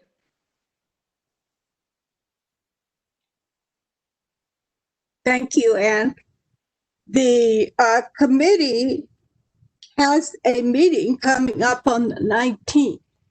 However, our status is that we are still waiting for conversation with Channel 16 to kick off the oral history project. Of course, we know they are busy with the history conference and other matters, not been able to talk to them. And we're in a holding pattern. Our next meeting is the 19th. If perhaps I have not heard from Channel 16 by the 19th or the 18th, I will contact the members, because do now is work with them. Are you good with the well, we'll discuss it at the meeting. Do you need anything else from this body? If anyone has comments or suggestions or questions, they our supervisor members sent them to me. I've already got the list that Mary did, and Bob made comments, and a couple of committee members have sent me things. So we just have a list of questions, and we're in a holding pattern. Okay. Thanks, Esther. Appreciate Sure. that. And Bob Beach on resident curator. You can hear me now, right? Yeah. There you go. All right. Well, the curator program. Curator's upcoming projects at the Hannafy Clark and Yeti properties includes installing Sister Joyce in the ceiling to strengthen first floor supports. Planning and development staff are drafting the RCP lease for Service Source at Elmore Farmhouse and working towards the Board of Supervisors public hearing in February 2021. Upon the Board of Supervisors approval of the lease, Service Source will submit its special exception application in its proposed nonprofit use of the site. Full RCP lease commencement will be contingent on special exception approvals. The curator at the Turner Farmhouse continues improvements to the farmhouse interior and will be resubmitting her special exception application shortly. Upcoming projects at Extension House include master bathroom renovation, painting, interior trim, and deck repairs. And the staff continues with work on park operations to install utilities at the Barrett House. That's the septic system final test with the health approval. And pending electricity installations. Connection is currently underway. So that is what is going on properties with the resident curator program at the moment. So that concludes the report. Great, thank you. Sure. Any questions or comments for Bob? No? All right, thank you so much. Just one little thing, one aside. Denise, I love getting all the emails from you on all the stuff to read. So kudos, thanks. I'm done. She doesn't hear that every day. I know. You're welcome, Bob. Yeah. Are there any contrary opinions? No, just kidding. Next is bylaws. Ann Barnes. I am. We didn't meet a quorum on the on the 19th of October, so we really didn't have a meeting. And we looked at the schedule for sometime real soon. So we're having the next meeting November 23rd at 7:30. And we'll discuss the matters that we did not get a chance to make any decisions on at that time. Okay. This meeting, it's posted on the website for November 23rd. And I believe the committee members got a notice of this date. And I haven't heard back from anyone, so I'm guessing that you're all available on that date. Hopefully. Good. Oh, but I'm not really a member. And yes. And this is Lynn. I am under the gun for a Jagundi project I'm working on for NIH, and I'm be perfectly honest with you. Especially towards the end of the month, I will not have much time to give away at all. So count me in as a strong maybe. Okay. All right. But thank you. Thank you for what you're doing. Okay. Thank you. Okay. Anything else for Ann? That's all I have right now. Okay. Any questions? Okay. Thank you, Ann. Next is Lynn. You've got something coming up soon. Oh, I have many things coming up soon, but you know what? This has been such a lovely evening of thank yous. I need to say thank you to a phenomenal conference committee right now. This year's conference has taken, I know I've said this before and you've heard it, more time, more energy, more creativity, more resiliency, more agility than I think any other conference we've ever put together. And I think it's also going to be a dynamite conference. So special kudos to Mayor David, Mike Irwin, who, God love him, is still hanging on with us at our meetings. In fact, we had a meeting last night. So we're pretty fresh out of a meeting to present some information to you tonight. Jordan, Esther, Anne, Barbara Nafe is on leave right now working on her other project. Hope to get her back next year. Phyllis, Sally, Mary, Sherilyn, Greg, Liz. And I have to say, these are great folks to work with. So thank you guys. And I do hope all those thank yous make it into the minutes. Okay, quick overview of the conference. And here's another thank you is Channel 16. They have just been fantastic. I meet with Fran in the morning at 10 o'clock. In fact, I've got to get that on my calendar. We have a few things to iron out yet. I'll write this down. That's not going to happen. I'll go through the agenda very quickly so you can hear what the conference committee heard last night. We're doing videos of Jerry Connolly and Jeff McKay. Those have already been done. That pre-taping has happened. The only person in the studio then at the beginning of the actual conference will be myself and Paul Gilbert. Remoting in will be Pat Worth, Bob Beach. Bob, make sure you get with Pat on that. I think she's got a pretty good plan on all of this. I do not have exact timelines yet. I would count on 20 minutes, 25 maybe per person. I need to talk to Fran about that in the morning because we have to scrub down the studio to get ready. And folks have already sent trivia questions in. We're still going to try to do that for this conference. I've gotten Mary's. I've gotten Alice Reagan's. Kanina is ready to go with the 3 videos during the lunch hour that are borrowed from the Lucy Burns Museum, which I think will be a great PR piece for them as well. I just got, while we've been meeting tonight, more trivia questions from Cipriana, who is president of the Reston Dulles Council of Negro Women. She just sent me a logo tonight too of her group, so I've got some logos of different history groups to run throughout the conference. And Esther's basically emceeing the afternoon.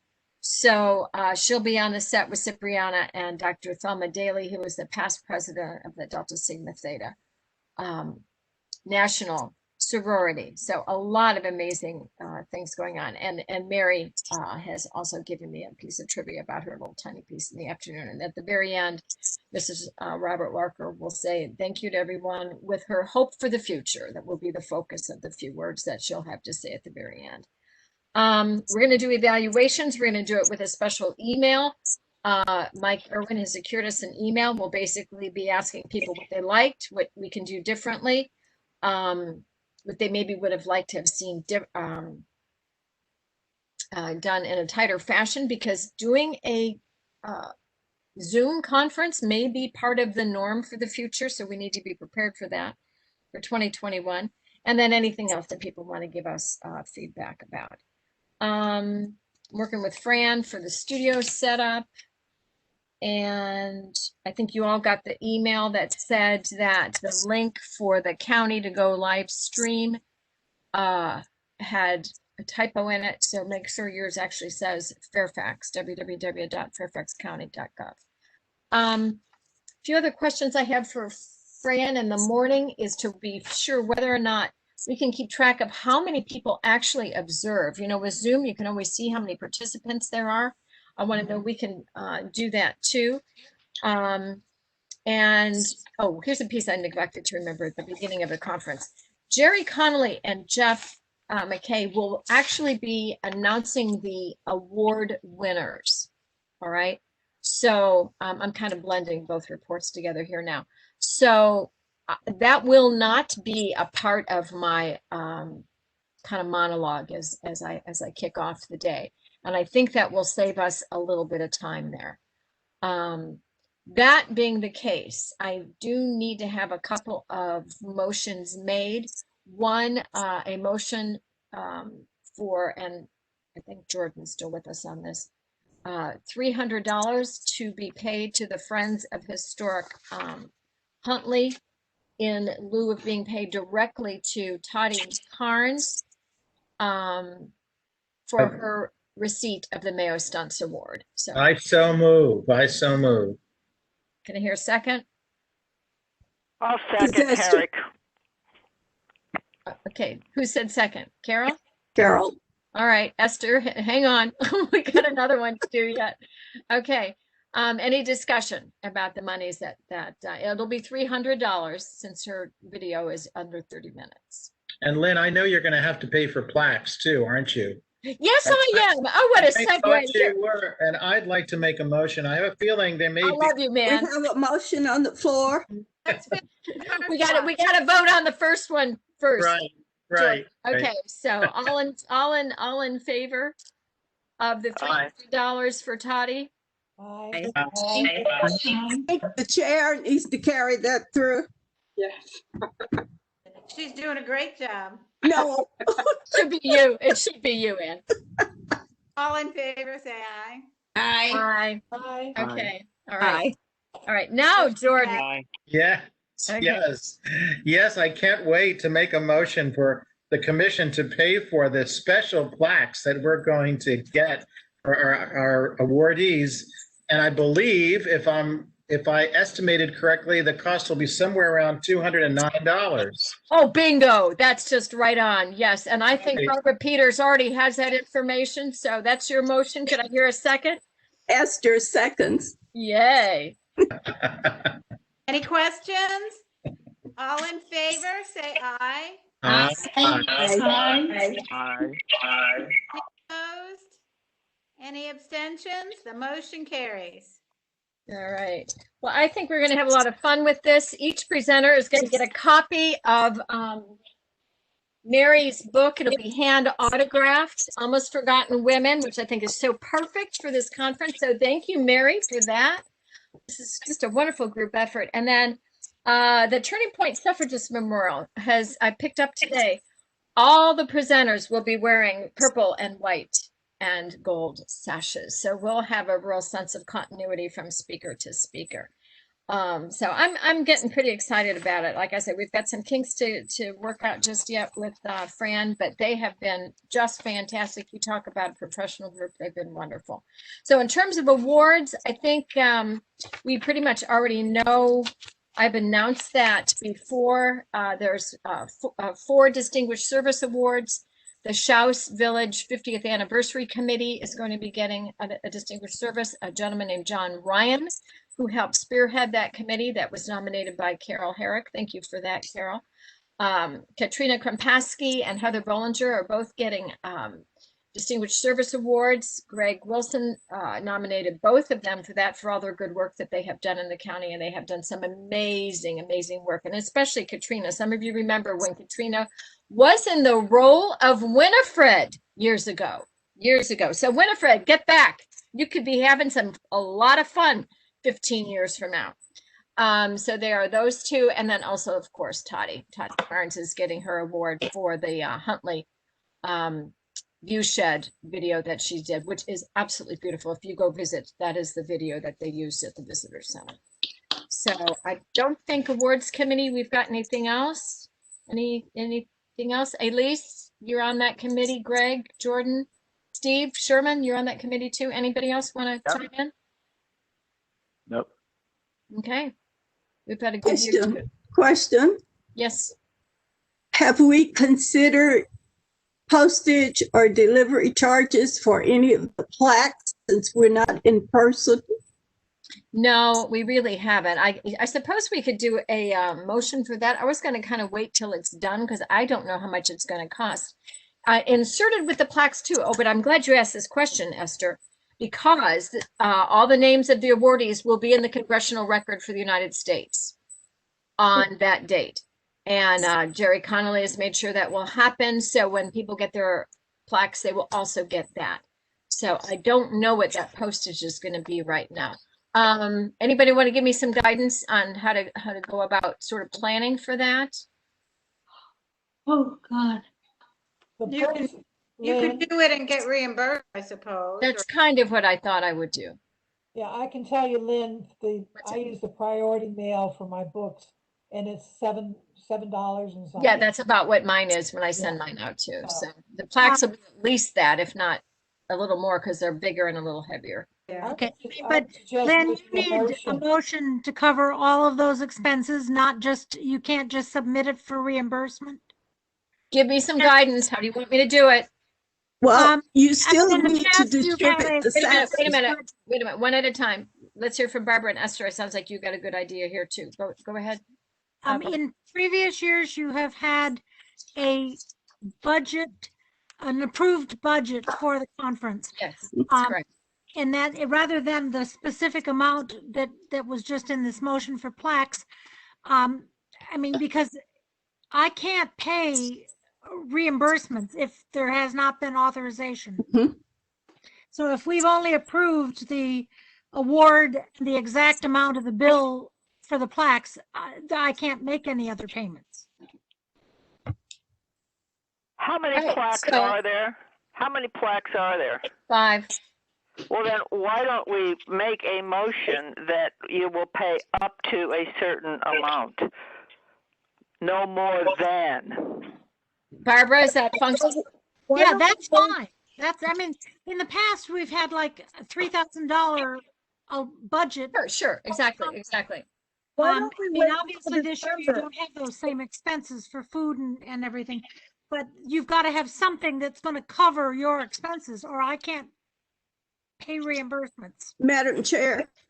Go ahead, Esther. Madam Chairman, I move that we allow expenses at least up to $2 to support the history conference.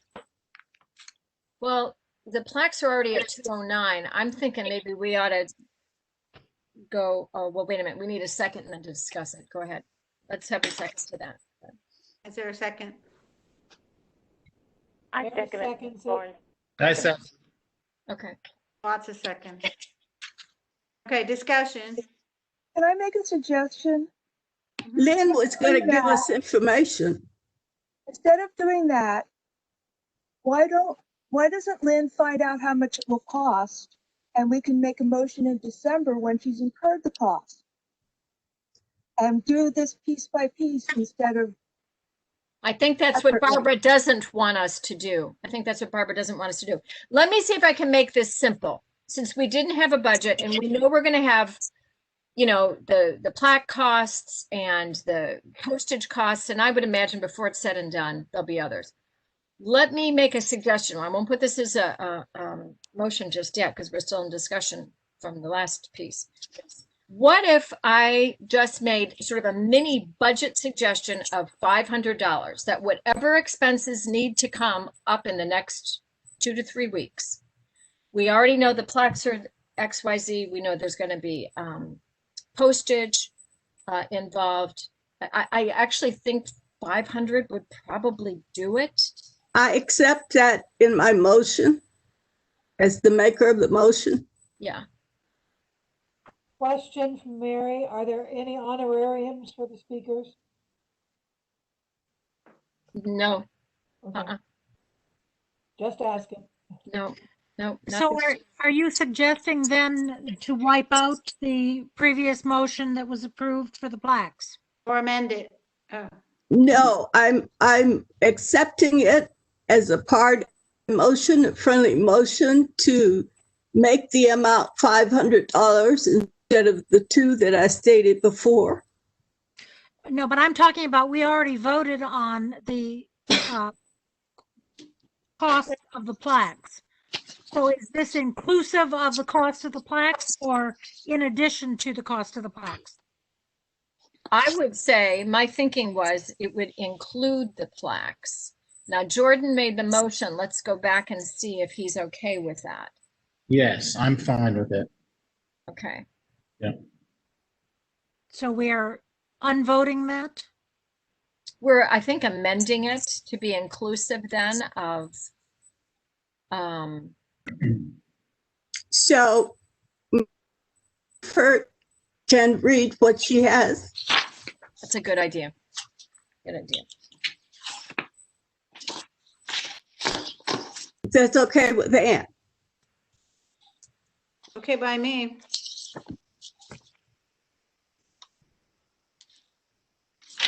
Eric, are you going to read that back to us? Are you with us?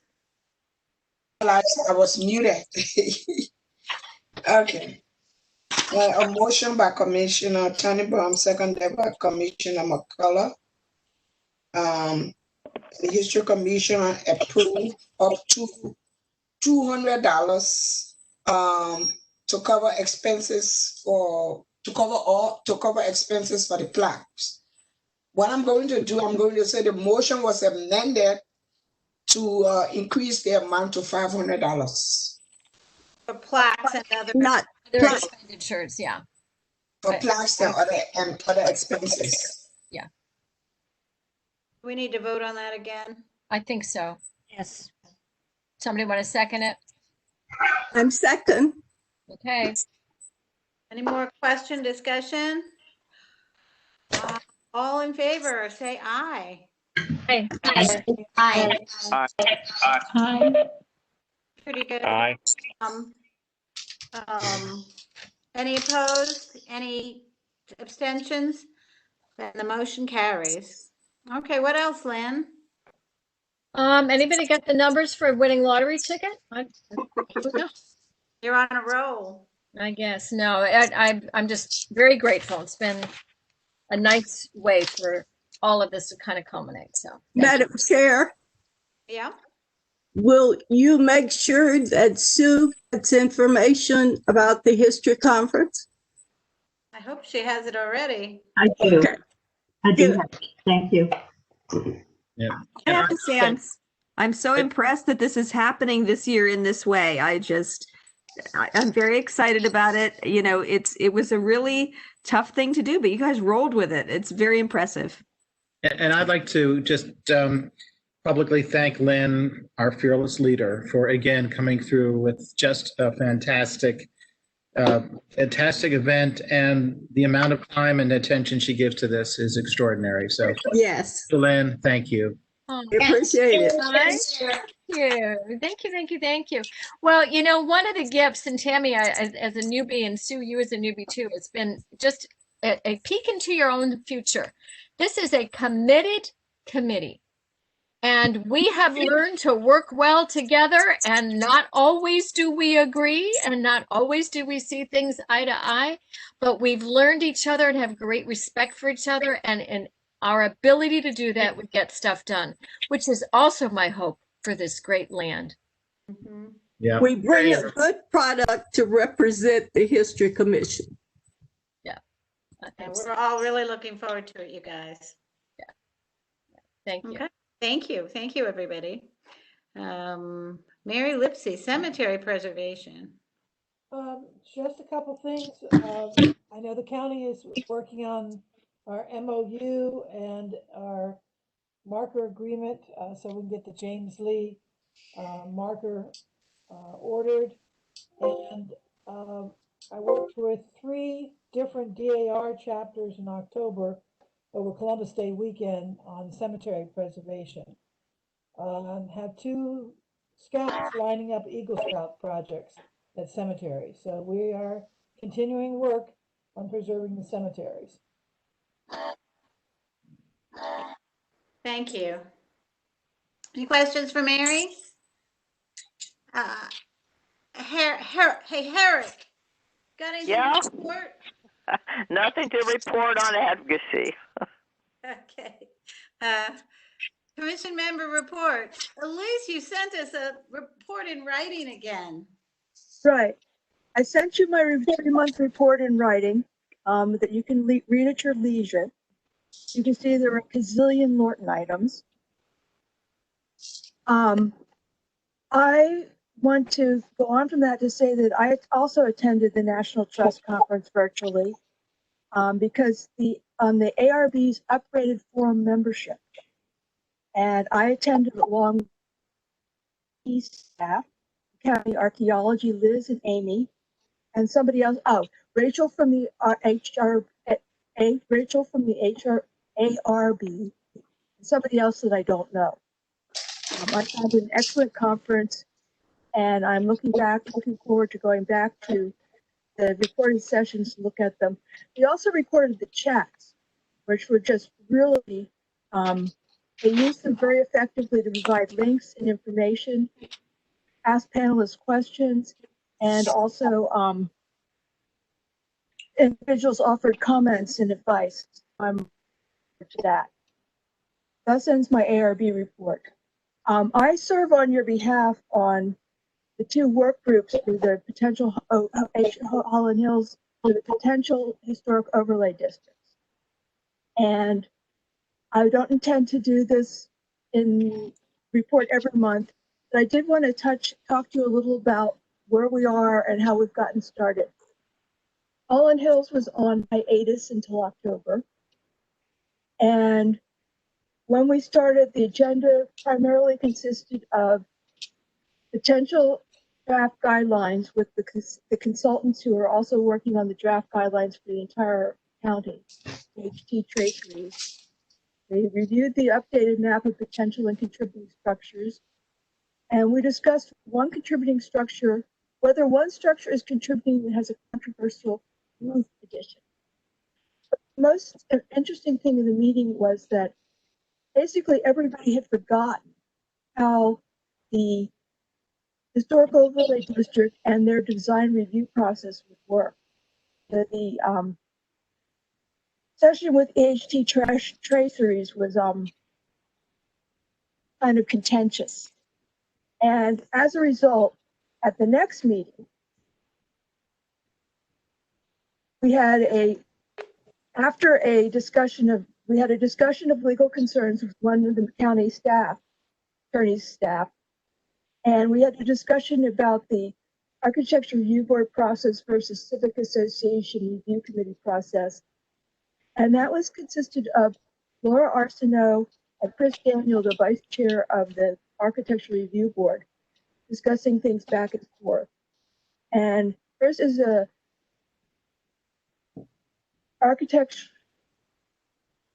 I've lost Chris's title. Chris is a professional preservation planner who now works for the Advisory Council. So he was a very effective advocate, and I think that people were a lot calmer and a lot more resolved about how the process would start. It just seemed like so much had been forgotten over the many months. I think the last meeting in January. So I wanted to mention those two things to you.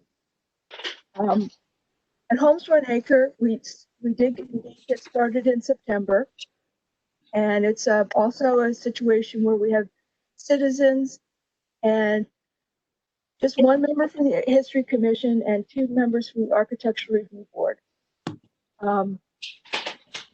Unfortunately, the last meeting, my internet connection died so completely that Verizon had to come out and fix it. So I have not had the opportunity to watch the meeting. But what I saw of the meeting, John Burns gave them a presentation similar in ilk to the one that Chris did for the Holland Hills group on how design review works in Fairfax County to sort of lay the groundwork for where we're going. So after this month, I'm happy to have Denise cover those 2 groups. Thank you.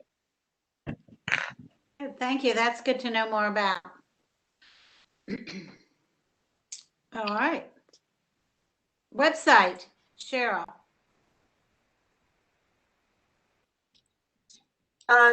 So the website has the conference brochure up on it, the flyer. So if you don't have a copy, or you know things get lost in your email the way things get lost in mine, you do have an access to it on the website. Thanks to Thomas Lee, our webmaster, who picked up that typo in the first place and actually corrected it before he posted it on the website. And to Kovash, welcome, and you will be getting an email from me asking for your contact information to place on our website. Thank you, Cheryl. So I don't think we've got David Meyer on, do we? I didn't see him. I don't know, but we should. He did eventually get that information to me, and I believe I gave it to Thomas, but I will double check. Okay. No, is he at this meeting though? No. He's next on the agenda. All right, so no report on Fairfax City. Too bad, because they're doing interesting things, as we know. Well, that's it for reports. I think we're ready for announcements. Who's got one? We've covered a lot today. I have a little one. I too went to a little bit of the Pass Forward conference last week. I went to one free episode, and I listened to LeVar Stoney do his thing on Confederate monuments in Richmond. It was really good. It was really good. So if anybody ever finds out that they share that one, since it was free, maybe somehow it's available. But you folks who have access to it, see if there's anything to make it available, because I think people would really enjoy it. And what do we do but think about Confederate monuments all the time anymore? Okay, any more announcements? Shout. And I see Sally looking. Sally. 2 things. Indian Springs was demolished in October. Not a surprise. They've had a demolition permit for a long time, the developer. The other thing is Lebanon Barn at Lebanon, which was the meeting place for the Methodists when they first developed down in this area. It is being deconstructed by Nova Parks. And I went up there yesterday and looked at it, and the timbers and the supports underneath it made of cedar and so forth. They're absolutely beautiful.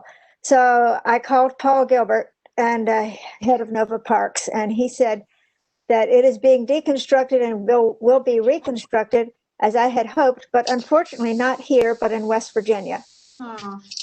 So that one got away from us, but that was how they could afford to save any of it at all. Oh, too bad. But still, that'll be good. We can all go visit. I suggested they do a historical marker. There you go. Yeah. Now, I wanted to thank you, Barbara Naif. I'm just reading your chat. Okay. Sue, we warned you that at some point in your first meeting, or if you don't want to today, next one, we'd like to hear a few minutes about you. You're much more interesting, everyone there. I just Google everybody to find out about them. I do know some of you already from different things. And some more than others. I work for someone who's on that commission.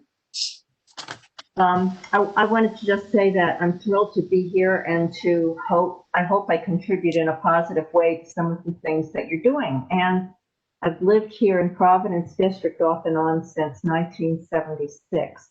So I wasn't born here like Mary Lipsey, but I do know a little bit, and I've lived in a little 2-mile area this whole time. So I'm real excited about things like Briarwood Farm, some of the other things happening very close by, because I've seen the development that's happening real close. My background's as a journalist, and I've worked for a lot of newspapers, including ones that go out of business, like the Minneapolis Star and the Journal newspapers and the National Weekly edition of the Washington Post. So I'm not bad or anything, but things do tend to kind of close after I've touched them.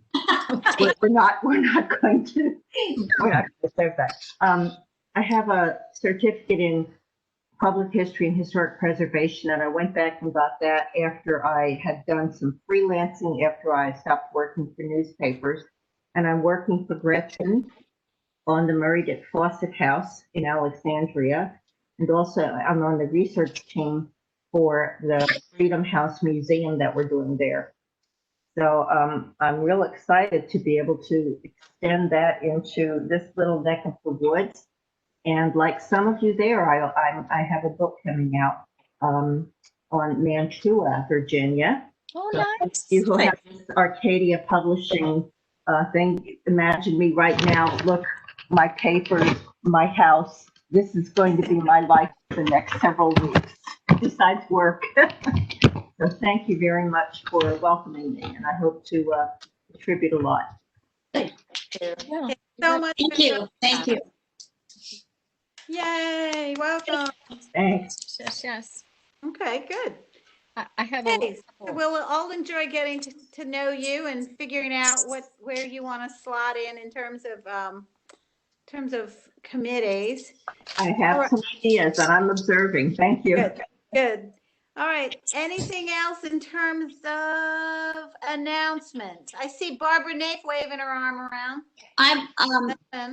This was another Zoom conference, and we had told you all about it. I'm not sure who was able to go, but this was the Virginia Africana, their first Zoom conference. And Phyllis is very involved with them. It's absolutely fascinating.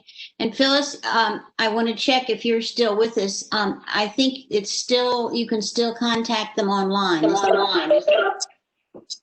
Okay. The video is on the website for Virginia Humanities, and it's on Facebook for Virginia Africana. Thank you. It was. And if everyone will, if you think about our big initiative, it's for next in 2021 on African American history and all the things. This is just wonderful perspective and background. So I do urge everybody to take a moment to see it. It was, I think, an hour and 15 minutes, something like that. Very worthwhile. Very good. Yeah, thank you for mentioning that. That was fantastic. Okay, I see Lynn. To dovetail to what Barbara just said on next year, I'm delighted. I'm thrilled, especially with all that's been going on in Clifton. I am trying to encourage the town to get a marker, and Mary and I've talked about that may be an opportunity for us to do a little PR. Some of you may know who Kim Brace is. He's quite a Civil War aficionado and very active in the Bull Run Roundtable. His wife passed about 2 weeks ago, and if you had not heard that yet and you know him, you may want to reach out and send a note. It was sudden. He woke up and she was not his present wife anymore. Want to say a couple of other thank yous. Greg dropped off the welcome to the history conference banner at channel 16 today. And also Cheryl and Carol have agreed to take up the verbiage writing for the other 2 plaques that remain to be written up on. Greg already wrote up about Heather and Katrina. So another couple of thank yous there too. And think that's it for now. Thanks. Okay, I see Tammy. Tammy? Hi, I just wanted to report on our Mount Vernon Regional Historical Society events that are going on. We had one last month, our first in-person event since February. And Glenn Fatzinger was our speaker, and he gave a great tour of Fort Willard in the Belhaven area. We had about 45 people who were broken out in 4 different installments that came through, so it was very socially distant and safe, and people were very excited to get out of the house, and kind of begged us to do more. And so Sally and I, the whole board met, and we put something together fast for this month. So this upcoming weekend, we're having another event at Fort Hunt. So Owen Hammett is going to speak at Fort Hunt, and he's going to do the same kind of arrangement. We're allowing a few more people to come because Fort Hunt is much bigger than Fort Willard. So if anybody's interested in coming to that, let me know and I can get you a slot in there. So we're very excited to be back in business and talking history in the Mount Vernon area. Good. You guys are really impressive. We at Historic Vienna thought we were just the bee's knees when we had our first program on Zoom recently, and we were the bee's knees, but we're not as cool as you guys. It was on the African American history of Vienna, and it was excellent. It was very well attended. And we had 2 women from First Baptist, which is, as we know, 150 some years old, and they gave a really nice talk. It was Sylvia Taylor, who wrote the book on Louise Archer, and Gloria Runyon, who's descended from every name we know in this area. So she's been here for a long time. So that was fabulous, and that is recorded. I don't think it's up yet, but it was. I think you'd enjoy it. Yes. Yeah, that sounds cool. Okay. Anybody else? I'm scrolling through. I see Mary. Yeah, Mary. I just wanted to say that I've started giving virtual talks again. Oh. I gave one on cemetery preservation to the Fairfax Genealogical Society, to the Sons of the American Revolution. They heard about the rescue of Mount Vernon. And to my own community, I did our 60th anniversary for our Ravensworth community. So I'm pretty good at doing virtual. That's great. Did you tell them about the origin of all the street names? No. What? No, I'm not. There are several people who know it, but yeah, our Ravensworth subdivision, all are Civil War names. Yes. That could be its own talk. Yeah. Okay. Are we missing anybody? Just shout out if we can't see you. You folks on the phone. Any announcements? Okay, well, we're done. It's not a 3-hour meeting, but it's not that far from one. Thank you. Thanks, everybody, for being cheerful and, well, acting like you're cheerful and being good sports about what a pain in the neck some of this is. So it works. We'll look forward to seeing you guys. We'll say 6:30, just a half hour early next time, and bring your if you want, bring your eggnog and your Christmas cookies or whatever, and we'll wear your Santa hats. I mean it. I'll send a reminder. It'll be a lot easier than coming to a potluck, but not quite as much fun. Or delicious. Yeah. Yeah. I was, we knew that Mike would make us those onions if we were having a real one, but we're not. So, okay. Thank you. I guess we will adjourn. Where's my hammer? I'll see you guys on the 14th. See you on the 14th. Seeing you next. I'll be there one way or another. All right. Yeah. Bye. Yeah, well, look like Carrie Nation. You're part of a Halloween costume there, Anne. Yeah. See you guys on the 14th. Okay, bye. Bye. Bye. Love you all. Love